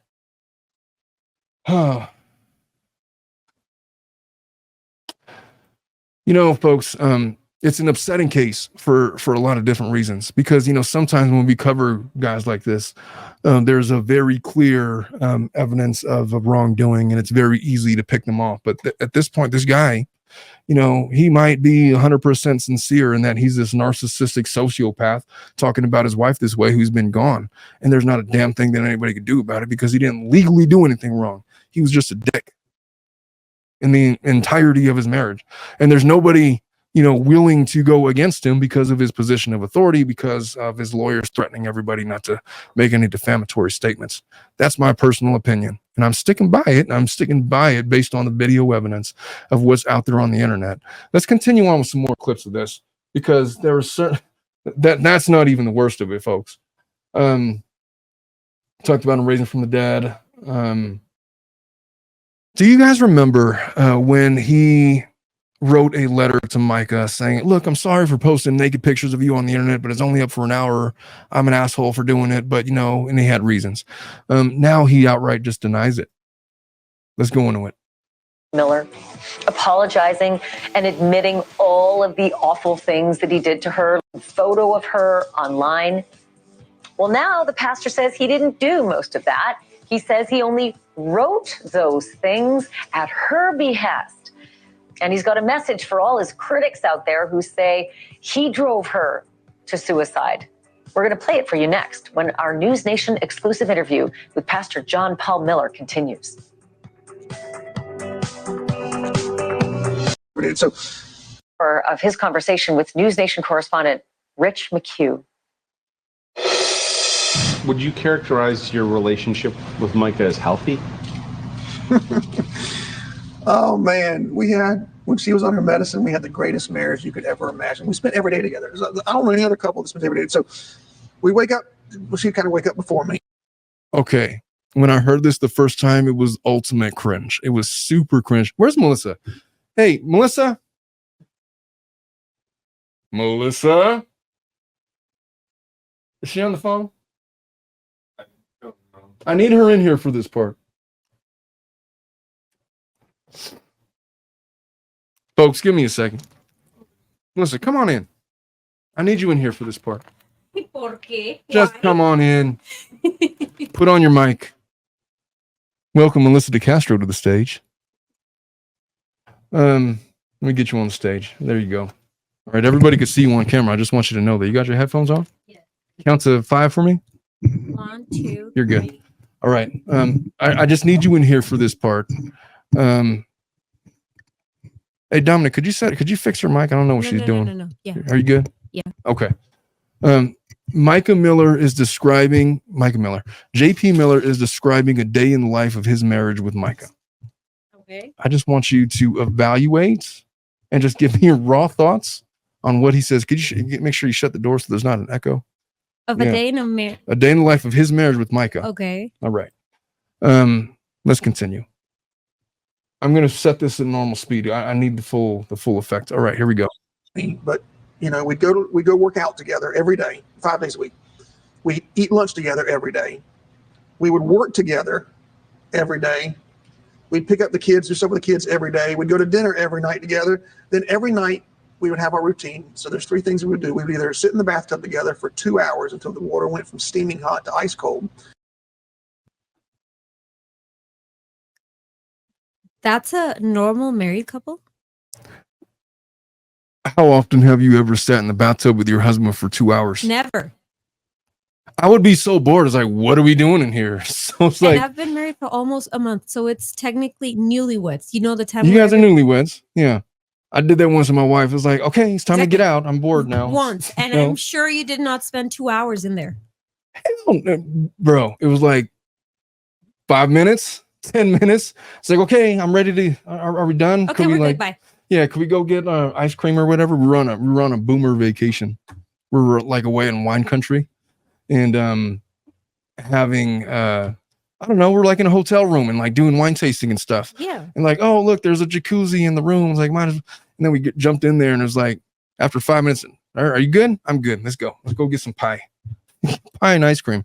This guy's saying this is a daily routine between these folks. Let me just let them finish. She bought this big air mattress we put in the back of the truck, and we'd go park somewhere here in Myrtle Beach where there's no lights, and she'd bring us some hot chocolate, and we'd lay on the air mattress for 2 hours, or we would go out on the beach with our beach blanket and lay there for 2 hours. But the point was no cell phones, just her and I. She would talk 90% of the time. I would talk 10% of the time, and I could not stand 10 minutes with this guy by myself. So he's claiming that their routine was 2 hours in the bathtub or whatever they're doing, 2 hours in the tub and then 2 hours on an air mattress or on the beach for 2 hours and no cell phones. And he's got to listen to, he's claiming that she's doing 90% of the talking. Bullshit.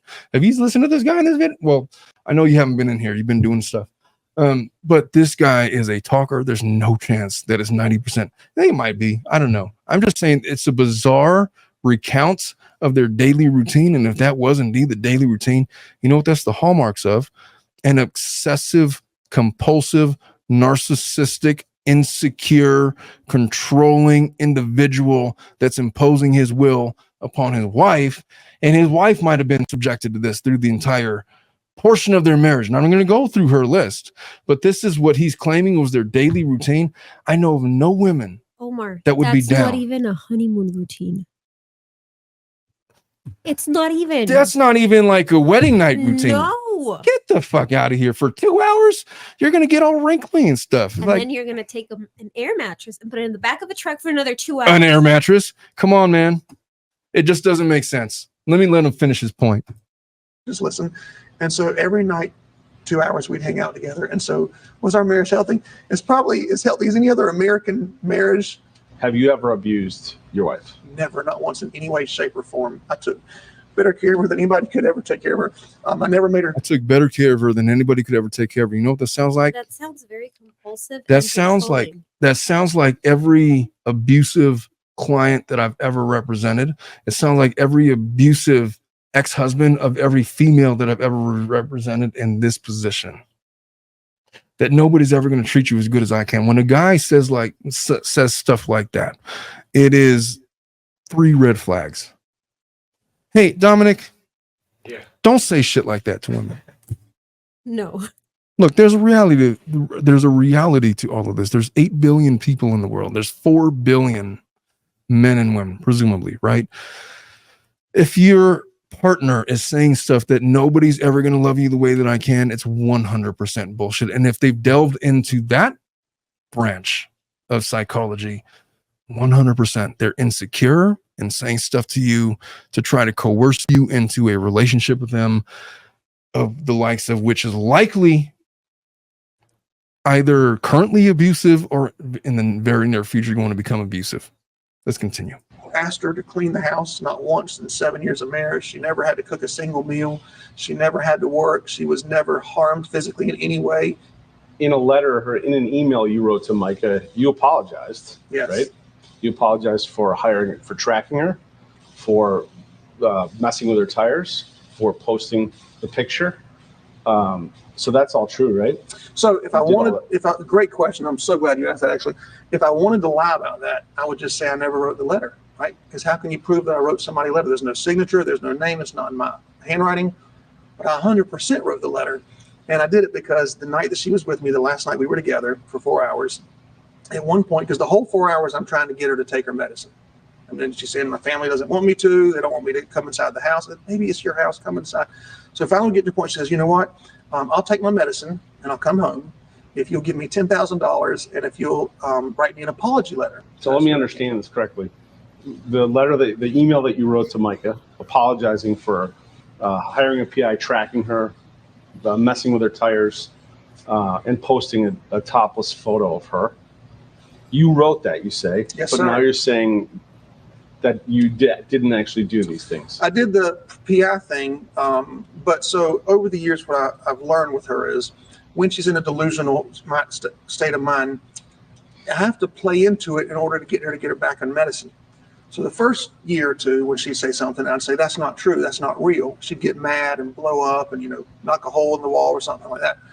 So then by December 2019, I think it was, we were watching TV and she just stopped and said, you're a double agent. And I said, no, I'm not. She says, yes, you are. She said, and I'm going to call the police. She said, you're a double agent. You've stolen my things.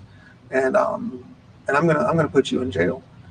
And I was like, oh my goodness, what I'll do. She hadn't been taking her medicine. So just to be clear, you wrote this to Mica, but now you're saying you didn't do those things. No, I did not slash the tire. I did not. I don't think there was a naked picture of her anywhere, ever. Anyway, I think that was just a made up thing. And I think that her tire just got something ran over from what I understand. I don't know. I didn't see anything. But I did hire the PI before. I did everything I could to stop her from. Fuck you, dude. There's no effing way that, come on, man. Come on. Let me get this straight. This asshole posted a topless picture of his wife on social media. He says, and then in the letter, he says, I apologize. I was a dick for posting the photo, but it was only up for an hour, and I did it because, and he gives his reasons. That's what I was going to ask you. What are his reasons for doing that? His reasons. You missed it, but he was really mad at her. Okay. She was having a relationship with another man. I'm not going to call it an affair because they were separated. She was having a relationship with another young man in the church. Somebody else. Uh-huh. And he fired him over it because he's, head honcho over there in the church. Is this a church guy? He's a pastor. Oh God, no, this is a cult. Yeah. Okay, don't start saying stuff like that. I know you haven't been here for the whole show, and I just asked you to come, and you're supposed to be here for Flad. Do not attack Melissa for not knowing the facts of the case. I just wanted her opinions about the 2-hour thing in the bathtub, because I know she was going to say some shit about it. Look, he admitted to her that he did those things in letters, and now he's saying no. Saying no, it was because of her mental health. And so he's a liar, and he goes on to say other stuff. Ren says he's admitting to revenge porn very comfortably. Well, he's not admitting to it here. He's actually denying the revenge porn. He admitted to it at one point, but then he's denying it in this interview. Revenge and you can porn make is with a that. topless photo. Yeah, Rah Baby says, "Isn't that revenge corn for corn You have for to say posting it's- someone's?" I know for posting someone. Yeah, that would be what that is. But that I've never seen that image, and it doesn't exist as far as I know. It was only up for an hour, according to him, in a letter that he wrote. But now he's just basically saying that I only wrote that because it was going to appease her mental illness. Is essentially his point. So there's that. Let me get into one more portion. All right, I'm going to wrap this up with his interview because I think we hit all the highlights, but he kind of really goes off the rails here.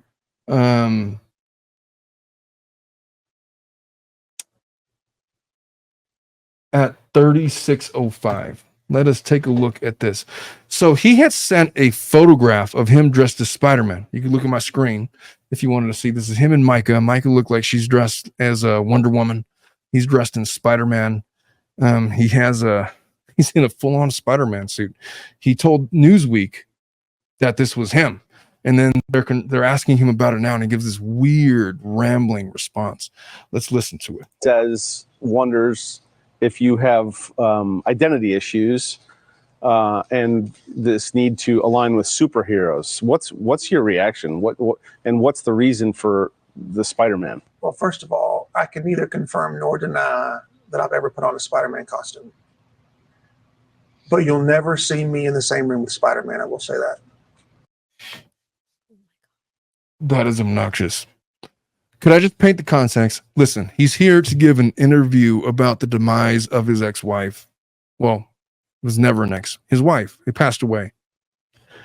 He started off this interview for the first 35 minutes or so in this whiny voice where he's feigning tears. There was not a single tear to be shed. His eyes weren't even red. They might have been a little glossy, but not a single not a single tear was shed. And he's talking about these. He literally in this interview stated that he tried to raise his wife from the dead. He implicated it. Yes, he said that. You weren't here for all of that, but he said that. He blames her family for the way things went. He was videoed walking around a neighborhood in a Spider-Man costume. He confirmed to Newsnation at some point that he dressed up as Spider-Man. And this is the interviewer asking whether or not he did that. And he says, I can neither confirm or deny if I was ever Spider-Man, but I will say that you will never see me and Spider-Man in the same room with a stupid, nerdy smirk on his face. Suck my dick, you nerdy, geeky, virgin bitch. That's what he said. Let me just let him tell the story. Hold on. And I don't know. People say stuff. Me and Michael would go So you don't get in the Spider-Man costume? Yeah. I mean, you just sent me a picture with you and Spider-Man. Me and Michael would go to Comic-Cons every year. We both dress up. Micah dressed up more than I did, actually. There are times I didn't dress up and she did. We love that kind of stuff.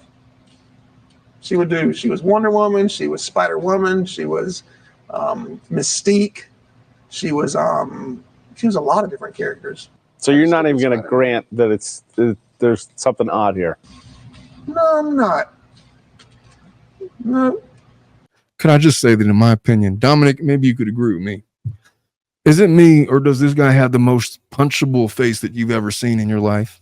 I haven't even seen his face, and I'm damn sure he does. Look at it. Look at the screen. Look at Dominic's screen. Tell me that's not the most punchable face you've ever seen in your life. All right, let me not to make light of it, but look, in my personal opinion, this guy's a piece of shit. It's not personal, it's public. Come Well, on. it is my personal opinion. If others are if others share that opinion, they're welcome to. I share it too. Dominic, do you share it? I share it. Let me continue. It gets really weird, really fast. I put on the Spider-Man costume. I go see handicapped children. I'll go visit kids that love comic books and they're handicapped, and I'll pretend like I'm Spider-Man, and I'll take them a comic book and do videos with them and stuff like that. One of the videos that has surfaced recently is from years ago. And I'm sure you know what it is. You're sitting face down on the ground, and you're gonna want to get a load of this one. You're freaking out, and you're talking about, you're literally squealing about being eaten by ants. Taking the wrong meds that you missed. Okay, now this is going to be indisputable evidence of JP Miller just being fucking weird. And I want you to notice he just did that little grunt. He does it multiple times in this interview from this point forward, and he just gets real effing weird about it. And it's just a notable change in his demeanor, because this is all about Mica for the first 30 minutes of this interview. Now they're pressing him on some really specific issues, and he gets real uncomfortable. He does that little throat thing that he does. And he has this stupid smile on his face, and he just gets, you know what? Just listen. It's your family.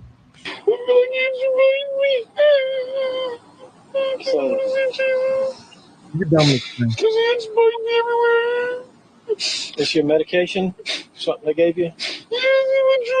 I mean, for viewers, for people watching it, that was JP Miller in some weird state of, I would describe, either if it's not mental illness, he's really effing high on something.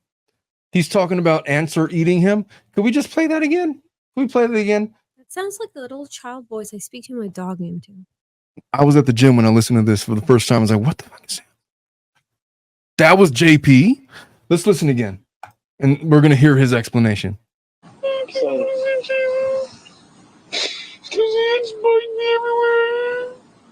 Is your medication something they gave you?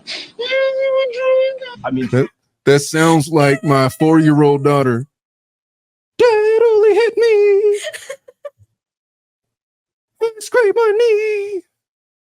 I need a marshmallow. She sounds like my daughter, man. Or he sounds like my daughter. Here's his explanation. For viewers, for people watching it, the common thought is, what is going on here, and do you have a drug problem? So I fell out of a tree, a giant magnolia tree. It was like 300 years old. Even if that was true, WTF was he doing in a tree? I haven't climbed a tree since I was 7 years old. Omar, how would you react if you fell off a tree? Would you be doing? I'd be really embarrassed, and I'd try to play it off as if nothing happened. Oh, nothing to see here, folks. Yeah, no, we're good. Dust myself off, you know? There's no effing chance that guy wasn't high on something. Come on, man. No, you would hug a bush and start making a little squealy voice. He said he was being attacked by fire ants or whatever. Come on. But he goes on to say, I've never done an illegal drug. Oh, I'm lying. I actually did steroids once, and he got hotbox. Listen to him describe it. I broke 12 bones. It was 10 to 12 bones. He claims that he has broken 12 bones. Could I just explain something? How long ago was that? Before that video? I don't know the date of that video, but let me just explain something. I used to be an athlete. I have experienced broken bones. I have seen people with multiple broken bones. You know how it takes a car accident to have 12 of them at the same time. And if you have 12 broken bones, I've never seen that in an athletic injury or from a fall. I feel like that's bullshit. Maybe I'm wrong.Maybe he's got medical records somewhere that shows there's 12 broken ribs. Do you even have 12 ribs? How many ribs do we have? I feel like it's like 6. I'm obviously not a doctor, or I feel like we only have 6 ribs. Hey, how many ribs is in the human? 24. Well, son of a bitch. What do I know? Okay, so maybe. But if he had 12 broken ribs, I feel like The inability to breathe and the piercing sting of trying to breathe would prevent him from having that squilly ass voice. You know what that sounds like? It sounds like somebody's blackout drunk and having like some kind of an episode, but it's like it appears to be like high noon during the day. It doesn't appear to be to me anything other than somebody that's severely high on some kind of narcotic. I might be wrong. I'm just saying what it appears to be in my personal opinion. But let's continue. You're gonna get real mad. It's just gonna be bizarre what he says. Count finger. Yeah, it's count finger. Anyway, I have all this metal in my body, and I'd never taken pain meds in my life, and I just had my body cast taken off, and so I took a little bit too much pain meds that day. It was pain meds. A little too much. Look, maybe he had 12 broken bones. Maybe that's a verifiable fact. I don't know, man. Not even when they took my wisdom teeth. He is admitting though to being on some kind of narcotic. Maybe it's legal. Maybe it was prescribed. Maybe it was like an oxy or something. I don't know. But you can't deny that it's weird as fuck. Come on, man. All right, let's continue. That's it. That's just it. What? Percocet? I don't remember any of them. It was 2017, 16? I haven't been prescribed that many prescription drugs. Of the drugs that I've been prescribed, I can tell you exactly what they were. The fact that he doesn't know what they were, he said specifically Percocets. Like, I don't know. I know 100% unequivocally I've never been prescribed Percocets. I was prescribed an oxy. Like, no, I'm good with Advil, just because I didn't feel the need to go like full on. I got eye surgery once. I think I might have gotten. I was prescribed like one oxy to help me like be asleep the whole time, because if you open your eyes, it's like piercing pain or whatever. That was weird. But you know what? I'm interrupting too much. Let this guy finish. 2016, and it was like 10 years ago, 8 years ago, whatever. And I was missing my family. My wife, Mica, and I, we started through an affair, and so we were both married to people, and then we got divorced, and I was missing my family because I'd lost my family at the time, and I was on pain meds, and it just all went together. I fell out of a tree, broke a bunch of bones, took too many pain meds. That was that story. Not hallucinogenics. No, what would a hallucinogenic be? Make you hallucinate.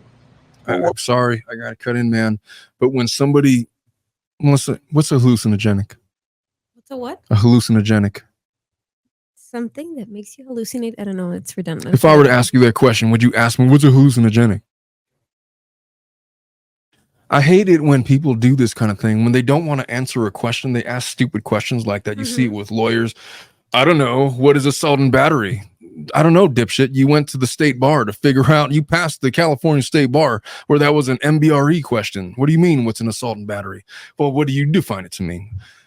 They play word games like this. Bill Clinton very famously played word games like this. This guy's playing word games. And when they do that, I'm already off your team forever, for one. But for two, he's hiding something. What makes you hallucinate? Drugs. Like illegal drugs? Hallucinogenic drugs, yeah. Oh, I've never done a legal drug my whole life. Okay. Well, oh, crap, that was a lie. I'm sorry, that was a lie. When I was 16 years old, one time I was in a truck with two of my friends, and they were both smoking pot. I didn't smoke any, but they do a thing called hot box, and so I got some of that. And I tried steroids one time. That didn't work, by the way. I remember President Clinton once saying that he didn't inhale either. Still to come, the fallout. Okay, that's the end of the J.P. Miller interview.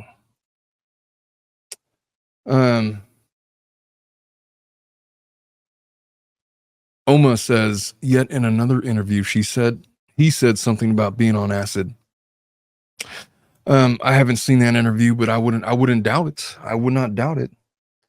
My initial impressions were that this was a self-serving interview that this guy gave after a couple of months, and his preamble to all of this was that I finally got approval from my attorneys to speak on it, because the best way to catch people making defamatory statements is to get them talking about you. That's what he led the interview off of. To which I said, give me a break with all of that. But that's what he led off with. It had nothing to do with Mica. He wanted to clear his name and he wanted to get people talking about him. So it's possible that last 10 minutes of the interview was him just trolling the public about stuff that he knew that people were going to say, and start making statements about him. I feel like maybe that's what it was, but it was not an interview that quelled the public's response that he was in any way not responsible in the death of his wife, Mica Miller. It was not an interview that successfully swayed the public into believing that he was not guilty of anything. So that's his response. I can tell you this. The official narrative of the case is that Mica Miller, on April 27th, a couple days after filing for divorce from her husband, purchased a gun from a sporting goods shop, drove to a national park, and took her own life after making a 911 call, stating her intentions. The family suggests their theory of the case is they don't know what happened, but perhaps a theory might be that she was followed to the national park, that things were coming to a head, that she had just filed for divorce a couple of days before. She was very excited about the prospects of her future. There was no way she would have ever offed herself. And in the course of being followed, she was contacted by either an associate of J.P. Miller or J.P. Miller herself. They don't buy the law enforcement's theory that, he had an alibi. He was in the car. Their statement was, well, you can never tell whether or not that was him. That was his car. We don't know who's driving that car because the windows are blacked out with like limo tint. You can literally, I have the same tinting on my windows. You can't see in there. You just can't. And that the way that she had defensive wounds on her hands, her wrists, as if somebody was holding her hand. It appeared that her gun hand was like being crushed. It appeared, because Mica was well versed in how to handle herself with a weapon, that she had used weapons in the past, and the fact that there was a live round that was ejected would never have been a thing that an experienced gunman would have done, that she knew how to shoot guns and she would never eject a live round. The fact that they found a live round there was evidence that she wasn't the one that pulled the trigger, that perhaps her hand was crushed under the strength of somebody else and raised up into her head, pointed, and then somebody else pulled the trigger for her as her hand was being crushed. There was, according to her family, there was some evidence that a bullet struck a tree nearby. I don't know if any of that's been corroborated. I don't know if there was multiple gunshots found. I do know that there was a couple of witnesses that came forward and said that they heard crying from a woman and then a gunshot. I don't remember if it was multiple or not. But there were statements that say they heard a female crying and then a gunshot and then nothing. And then they wish they would have, seen what was going on because they would have went to help, basically. But nobody has corroborated any story other than Mica was there by herself and then she pulled the trigger. The family has come up with a theory that just there's not any supporting evidence for, and they're really upset about the way that the investigation went forth. So they have volunteered and published a list of all of the abusive, coercive control and behaviors and actions that she suffered at the hands of J.P. Miller. I'm going to go through some of it. And then they start with this caveat that I will share. Keep in mind that all the following allegations were taken from Mica's verbal story, her diaries, journals, and writings that she left behind. At least those were not confiscated or destroyed by her husband and former pastor, J.P. Miller. Hashtags JP. And there's a laundry list of things. Let me just go through it. Correct. So this is about 4 pages long. And these are all allegations. Number one, isolating her from her family and friends. JP cut her off from her family and friends, taking her contact list by confiscating her cell phone and hiding it from her, telling her that her family is using her, are not good people, and should disassociate with them, forbidding her to spend time with friends or questioning her incessantly about it so that the harassment outweighs the benefit of having friendships Let me share my screen. Here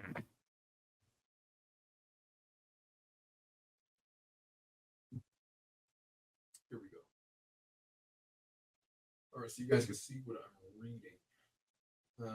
I can't hear you. I think your mic got disconnected. There we go. All right. B, depriving her of basic needs. JP would not let her sleep, keeping her up at night, pulling the covers off her every time she dozed off, throwing her clothes on the front lawn of their home, waking up and screaming at her incessantly to the point she had to leave to go to the sleep in her car just to get some peace and rest.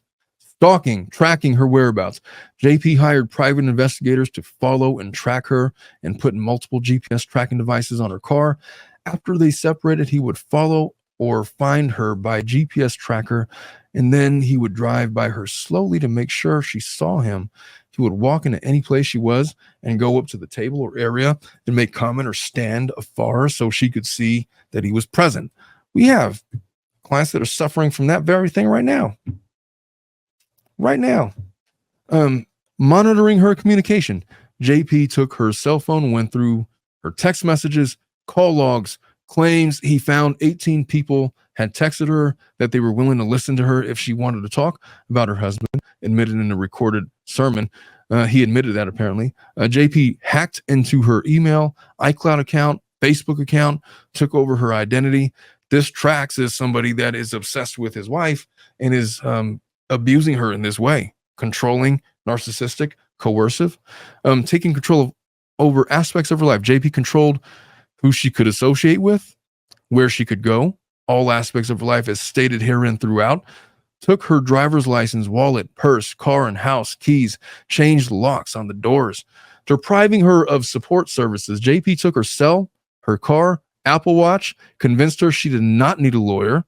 How many times have you heard that from the other side? You don't need a lawyer. Here, we'll just do this together. Here, sign away, child support, alimony, the house, all these things. And so he has no right to tell you that. You have every right to have, Yes. From the pulpit, he gave a sermon and chastised her and any woman or man that texted his wife that had encouraged her to confide in them about her husband, the pastor. Who the F would hear a sermon like that and remain there at the church? Would you follow a guy like that? Would you let that guy be your pastor? If you were having a pastor type, is that a guy that you would follow? No. I don't know of anybody that would follow a guy like that. But I guess there's people expressing her worthlessness. That's a hallmark of a narcissistic, controlling, abusive boyfriend or husband. JP told her that she was lazy, mentally ill, that her breasts were too small, that her family was ignorant, that they used her, and that she was not a good Christian woman if she questioned him or did not submit to him or keep all of his dark secrets. That is a tactic that he used, not just with Mica, but with other individuals there in that church.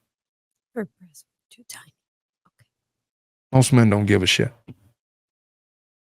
Dominic, do you co-sign on that statement? I do. All right.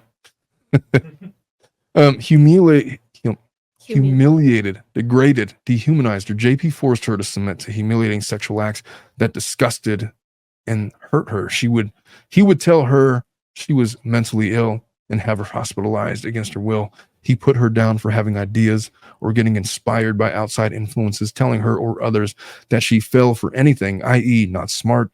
JP uploaded a semi-nude photo of his wife to the internet, later apologized in an email and attempted to minimize the damage by stating that it was only up for an hour. He since in that interview denied it outright, but he also put in writing that he not only did he do it, but he apologized for it. So there's that.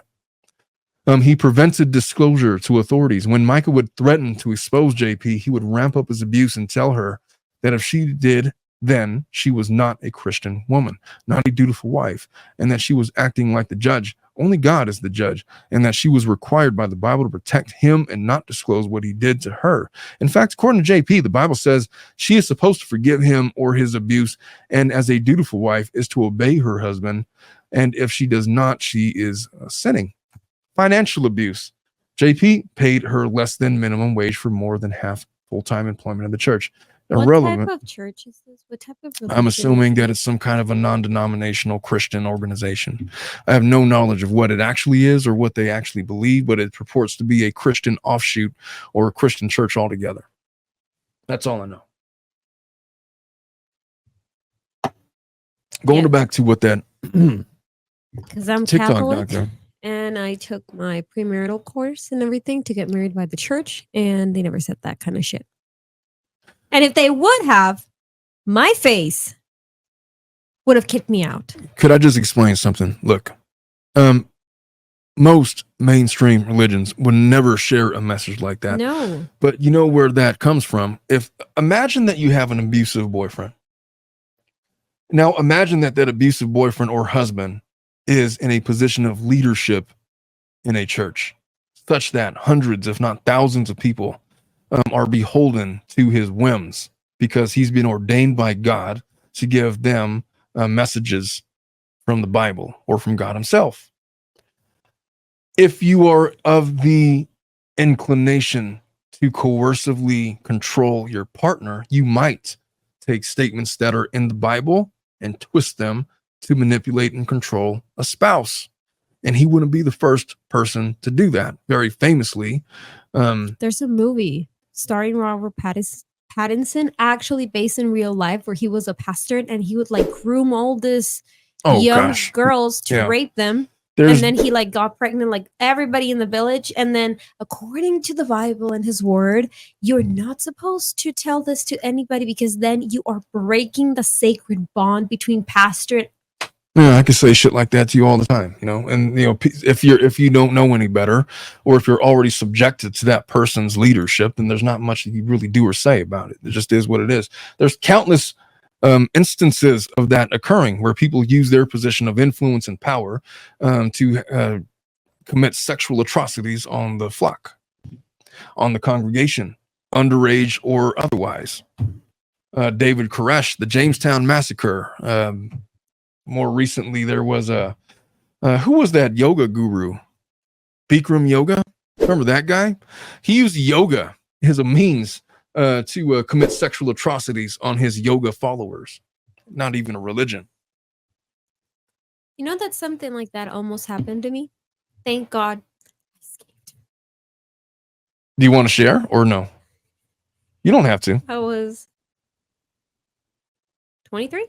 Yeah, 23. I had just moved to California, and a trainer, because I'm not going to disclose the name, of course. I do CrossFit. I was at a gym, and then I finished my class, and then this trainer told me that he was, I don't know how. I feel so stupid because I told this story to Jocelyn, and she's like, "Did you really believe that?" It's like, I am so sorry. And well, you're also 23 and probably kind of dumb. Yeah, I was really, really stupid. We were all stupid at 23, but whatever. He was telling me that, oh no, I'm not training, but he was like getting a license to do massages, something along the lines of that stupid shit. And that if he could practice on me, and it was like, oh yeah, that's fine. I hadn't noticed that the gym was completely empty because it was. And he tried to put his hands on me. I was like, okay, no, bye. What a creep. Some would argue that CrossFit is a religion of itself. Yeah. I'm not a CrossFit guy.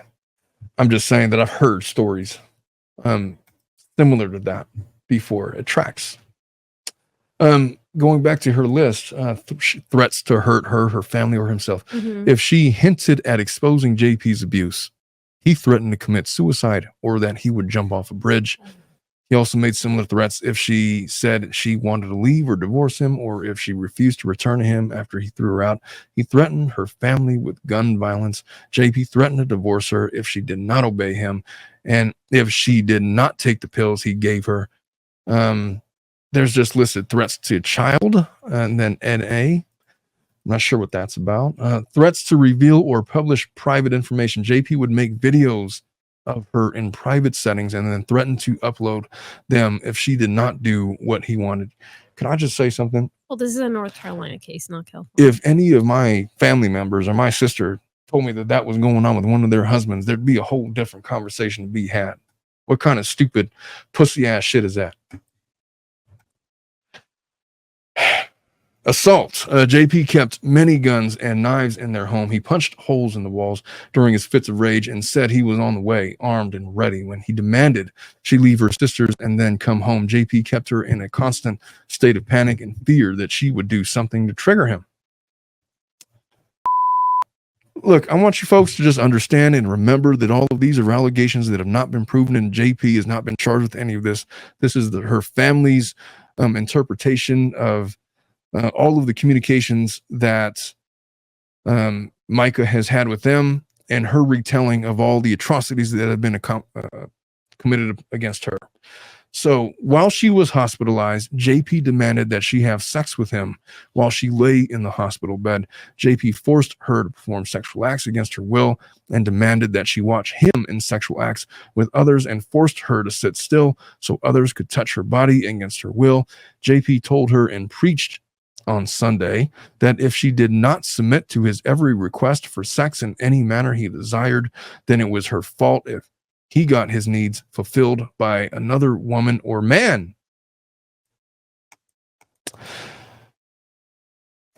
All right. Hey, man, he swings both ways. It's his prerogative. Preventing her from having transportation. JP slashed a total of 5 of her car tires.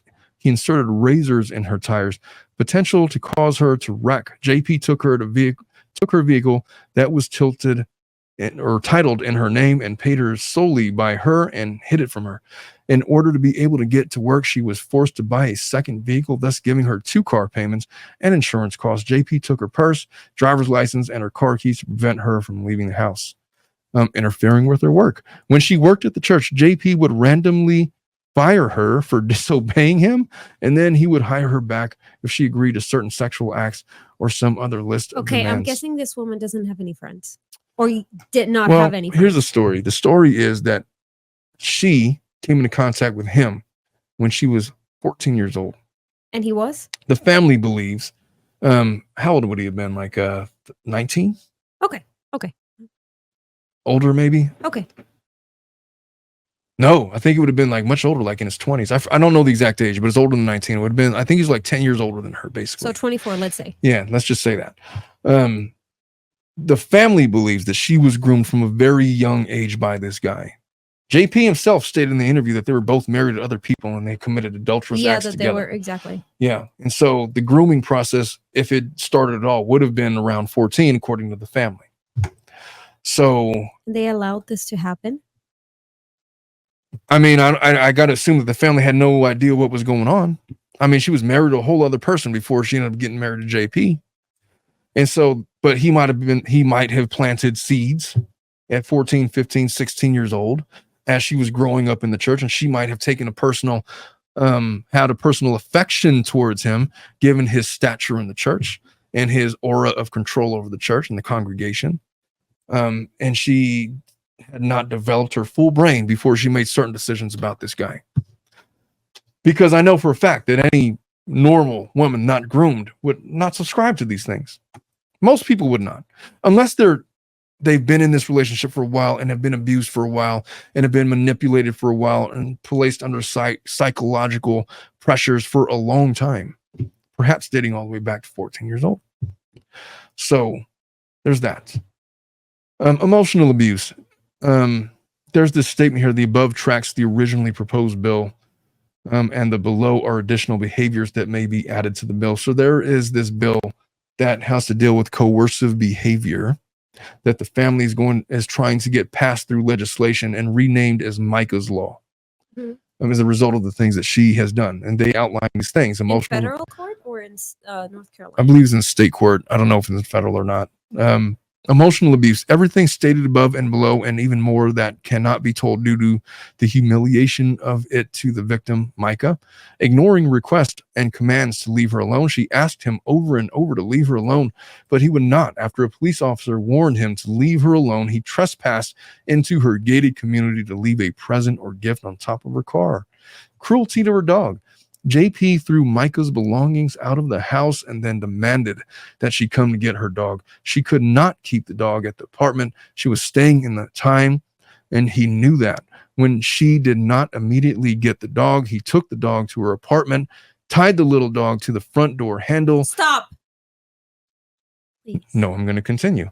He knew that she was not home, and he left the dog there. She had to leave where she was at the time to go home to get the dog. She found a home for the dog, and when JP found out about her giving the dog to someone else, he went there and demanded the person give him the dog back.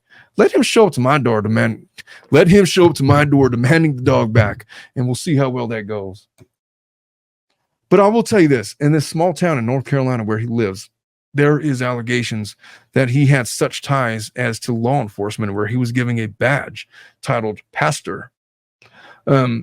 Basically, if he were to ever get pulled over, just flash the badge, pastor, and then, they'll let him go. So you're basically telling me that he may have had a bypass to everything. He just might have had significant ties to the community where it might have felt like Mica had no recourse to protect herself against this guy. Destruction of property. JP intimidated her by damaging her property, breaking her things, giving away her things, or throwing them in the trash. He keyed her car, dented the hood with a dumbbell, backed it into something, damaging the trunk, slashed the tires, cut up the passenger seat. Destruction of supporting evidence. JP actively sought out her journals and diaries where she kept logs of details of things that he did to her. He found and destroyed many journals and writings belonging to Mica, which she intended to use as evidence to prove his destructive behaviors and abusive tactics. He also erased evidence, photos, videos, and writings that she kept on her iCloud and cell phone. And you know why that tracks for me? Because this effing guy hired a private investigator to follow her around after they had separated. And he caught her in this, what he called an adulterous relationship. I call it a normal relationship after he just separated from her husband. And he confronted her about that. Evidence that he had obtained from a private investigator. He's on video doing that. How long was this marriage for? I think they got married like in 17 or something like that. Correct me if I'm wrong. I don't know the exact details of the marriage. I believe they were married in 17, if I'm remembering correctly. And then she passed away in? Just recently, in April 27th. So 7 years. Yeah. He did all of this shit in 7 years. I don't know the exact length of the marriage. Let's say it was 2017. I mean, if it was a couple of years, it's, all of this happened in a couple of years or 7 years or 5, whatever it was. Adultery. Yeah, go for it. First thing that they said in that list is that he isolated her from her family. Yeah. I don't know the ethnicity of this person, but if I dare to disappear for more than 3 days from my mother or father, they would comb the entire state. I have to appear from one way or the other. Well, yeah. I mean, especially a person like Mica, it seems like she had a really good relationship with her family. Mm-hmm. The isolation thing was a big thing to her. She's a family-oriented person. She appeared to be. Let me continue with the thing that I had up. Okay. Promiscuity, adultery. JP cheated on her many times. He sent nude pictures of himself to other women. He paid a woman from church $10,000 to destroy a sexually explicit video of himself. He flirted with other women. He sexted and dated other women. He paid for sex with both women and men, people not known as prostitutes, stealing her identity. JP took her cell phone and sent text to her family and friends pretending to be her. JP sent emails and texts from her accounts to church members and her family pretending to be her, admitting she was doing bad things. His attempt to disgrace her name. Cyber technology abuse. JP got access to her technology, changed her passwords, took over her accounts, hacked her social media, her iCloud, cell phone, email. He posted on her social media feed and then tore it down and locked her out of the account. He would text her about details of where she was, who she was with, and what she was wearing, or ask questions that only someone who was there would know to ask. Misuse of legal documents. JP had an attorney write and send a cease and desist letter to Mica, demanding that she stop talking bad about JP and the church or suffer legal ramifications. And coincidentally, he had attorneys send a cease and desist letter to the media to stop talking bad about JP. So you know what Newsnation did? They very brilliantly set up the interview, pointed out the fact that law enforcement very quickly came to the conclusion that Mica Miller took her own life, despite, thoughts to the contrary, and gave him the opportunity to give his own interview. And then the first thing out of his mouth was, I was given permission by my attorney to give this interview so I could get people talking about me to catch them in defamatory statements. I'm paraphrasing, of course, but he says something like that and then gives this bizarre interview that just makes himself look like a piece of shit. There's nothing redeeming about him in that interview that he gave to Newsnation. So they let him just kind of dig his own grave. I can just imagine his legal team Whatever, they're the ones that wanted him, they're trying to cash in on some kind of a defamation lawsuit. That's what it is. Misuse of law enforcement. JP called the police on her for no reason. He reported her for a crime she didn't commit, making her subject to police investigation, which became unfounded and dropped. Misuse of legal process. And then they go on to talk about medical abuse. JP declared her bipolar, forced her to take lithium, monitored whether she complied with taking the pills, and forcefully gave her steroid shots in her arms, thighs, and buttocks. JP would make her swallow pills in his absence or in his presence, and if he thought she did not take them, he would cut them up, put them in her food, and his own admission. Apparently, he admitted that somewhere. Spiritual abuse. JP knew how much she adored and loved Jesus and the teachings in the Bible, and that she wanted to be a good Christian, so he used it against her. When she wanted a divorce, he told her God hates divorce and it is a sin, and there's videos of Mica's talking like that. Tell me you're an abuser without telling me you're an abuser. I'll go first. Never use that phrase around me ever again. I just so despise when people say shit like that. You're forgiven. When he would do terrible things to her. Damn it, Melissa, you got me off. Refocus. All right. When he would do terrible things to her, he would tell her that God said she cannot judge him. As a good Christian, she is to forgive him, and even more so as his wife. Church abuse. Let's talk about eye calls to everyone's physical abuse. Only God can judge. Yeah, I'm not going to finish it because we've been going on a long time about this, but these are the statements. That's the list that Mica Miller's family put out against regarding the allegations that they claim that Mica made these allegations against him. It's an amalgamation of we don't know. No, I don't think that they had kids together. Yeah, so what are your thoughts? What are your thoughts on JP Miller? Hearing all of that and hearing some other parts of that interview. Rages in Spanish. No. This guy's a piece of crap. I'm so sorry. I'm just going to say this, man. He may or may not be guilty of something nefarious. It doesn't appear from the evidence that exists that I'm aware of that he's guilty of anything other than being a bad husband. I was actually going to say something along those lines. I would strongly believe it is true that she did take her life. I would strongly believe it after hearing this list. Like, who the hell wants to live in that hell? Well, the theory that the family put out there is a viable one. That she was tracked by these tracking devices that were on her car to this national park. Yes. And then, perhaps, I guess here would be, this would be the motive. She just filed for divorce. He didn't want to go through the embarrassment of a divorce, despite the fact that he had a paramour. Paramour is another word for a mistress. But they used paramour in New York. They use it in North Carolina or South Carolina, I think. But that would be the word. It motivated him because she was now filing for certain things that was going to affect him financially. Rather than go through all of that, he had this plot and he created this backstory of mental illness that he was going to use to suggest to everybody else that she took her own life because of mental illness. When he tracked her to the park, if it was him at all or some other person associated with him, found her there, and basically the way the family describes it is forced her with her own hand to take her life with a firearm. It didn't fit the fact that they found her body 40 meters from the place where the shell casings were recovered because of the water did not flow that way. It was still water. There was not a current. And it would sink into the ground if it was full at all. And when it was receding, the current would flow the opposite direction. I guess my only question with that, if I was considering that theory, is if I was staging it, why would I put her in the water? This reminds me so much of a very famous criminal case in Colombia. So much. Oh, well, I don't know too much about that. I just know that it doesn't make sense to me that if they were staging it, that they would put her body in the water. So look, either he's guilty of something more than what he's been charged with anything.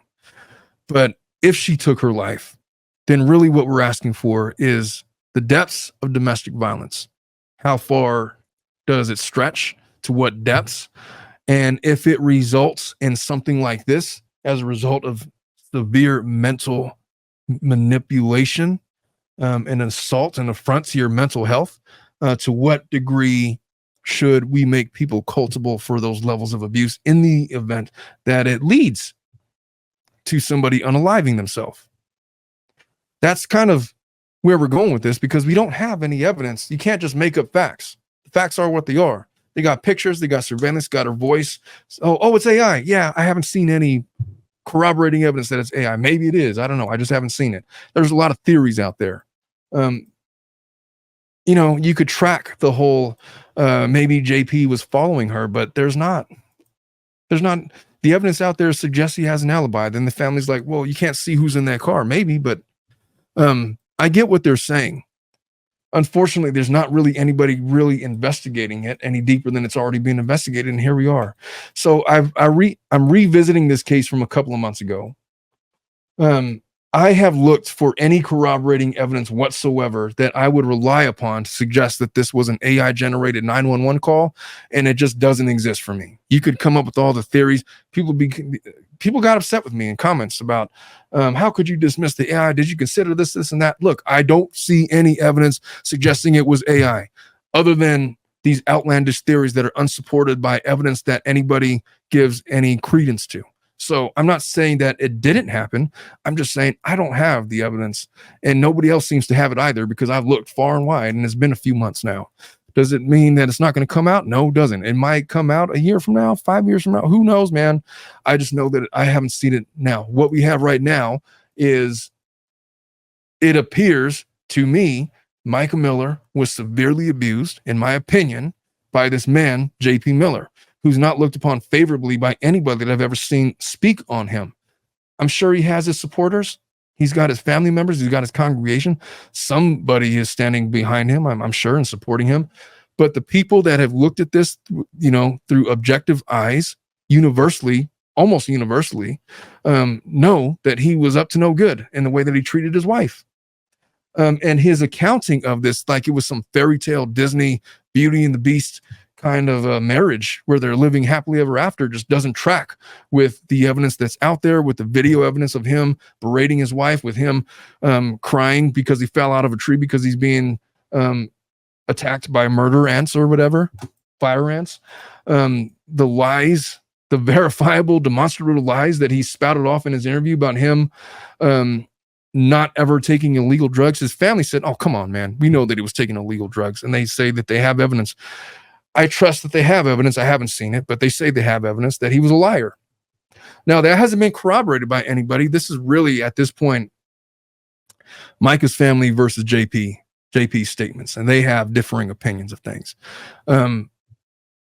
What do you make of that? I don't know. I just know that, in my opinion, JP Miller has no business being the head of anything, let alone a church that he's giving spiritual guidance to. He seems to be unhinged. If anything, they tried to get rid of him as the pastor in that church, and he circumvented it somehow through the bylaws or some kind of a thing. But he remains in leadership, and it looks to me from that interview and the clips that we played on this show that he's using his position of power to manipulate people in his church, yet people follow him. So I don't know what he's going through. He must be going through a lot. I imagine that he's answering a lot of questions, or being forced to answer a lot of questions. And one thing I know about religious leaders like him, they really hate it when you ask them questions. They hate it. Don't question me. Who are you to question the inner workings of God? Only judge can question me and my word and blah, blah, blah, blah, blah, blah. Oh, All right, folks. That's all I had to say about Mica Miller for now. I might do another episode about her in the future as things come out, but I had to cover this interview that he did on Newsmax or Newsnation. Had to. But we're going to transition. I got a couple more things to get to. I'm going to give you guys an election primer for about 5 to 10 minutes. I promise it's not political in nature. I promise you don't have to. I don't care who you're voting for. I just got something to say. After that, we're going to end this episode and we're going to transition to Family Law After Dark. Dominic, tell people where to go for the Family Law After Dark. Just go to my channel. You'll see it as a live stream ready to go. And we're going to do our thing. Me and Melissa are going to take on some of these cases, just like we did last week. And I will, well, first of all, let's end this segment. That was the wrong button. Damn it. There we go. All right.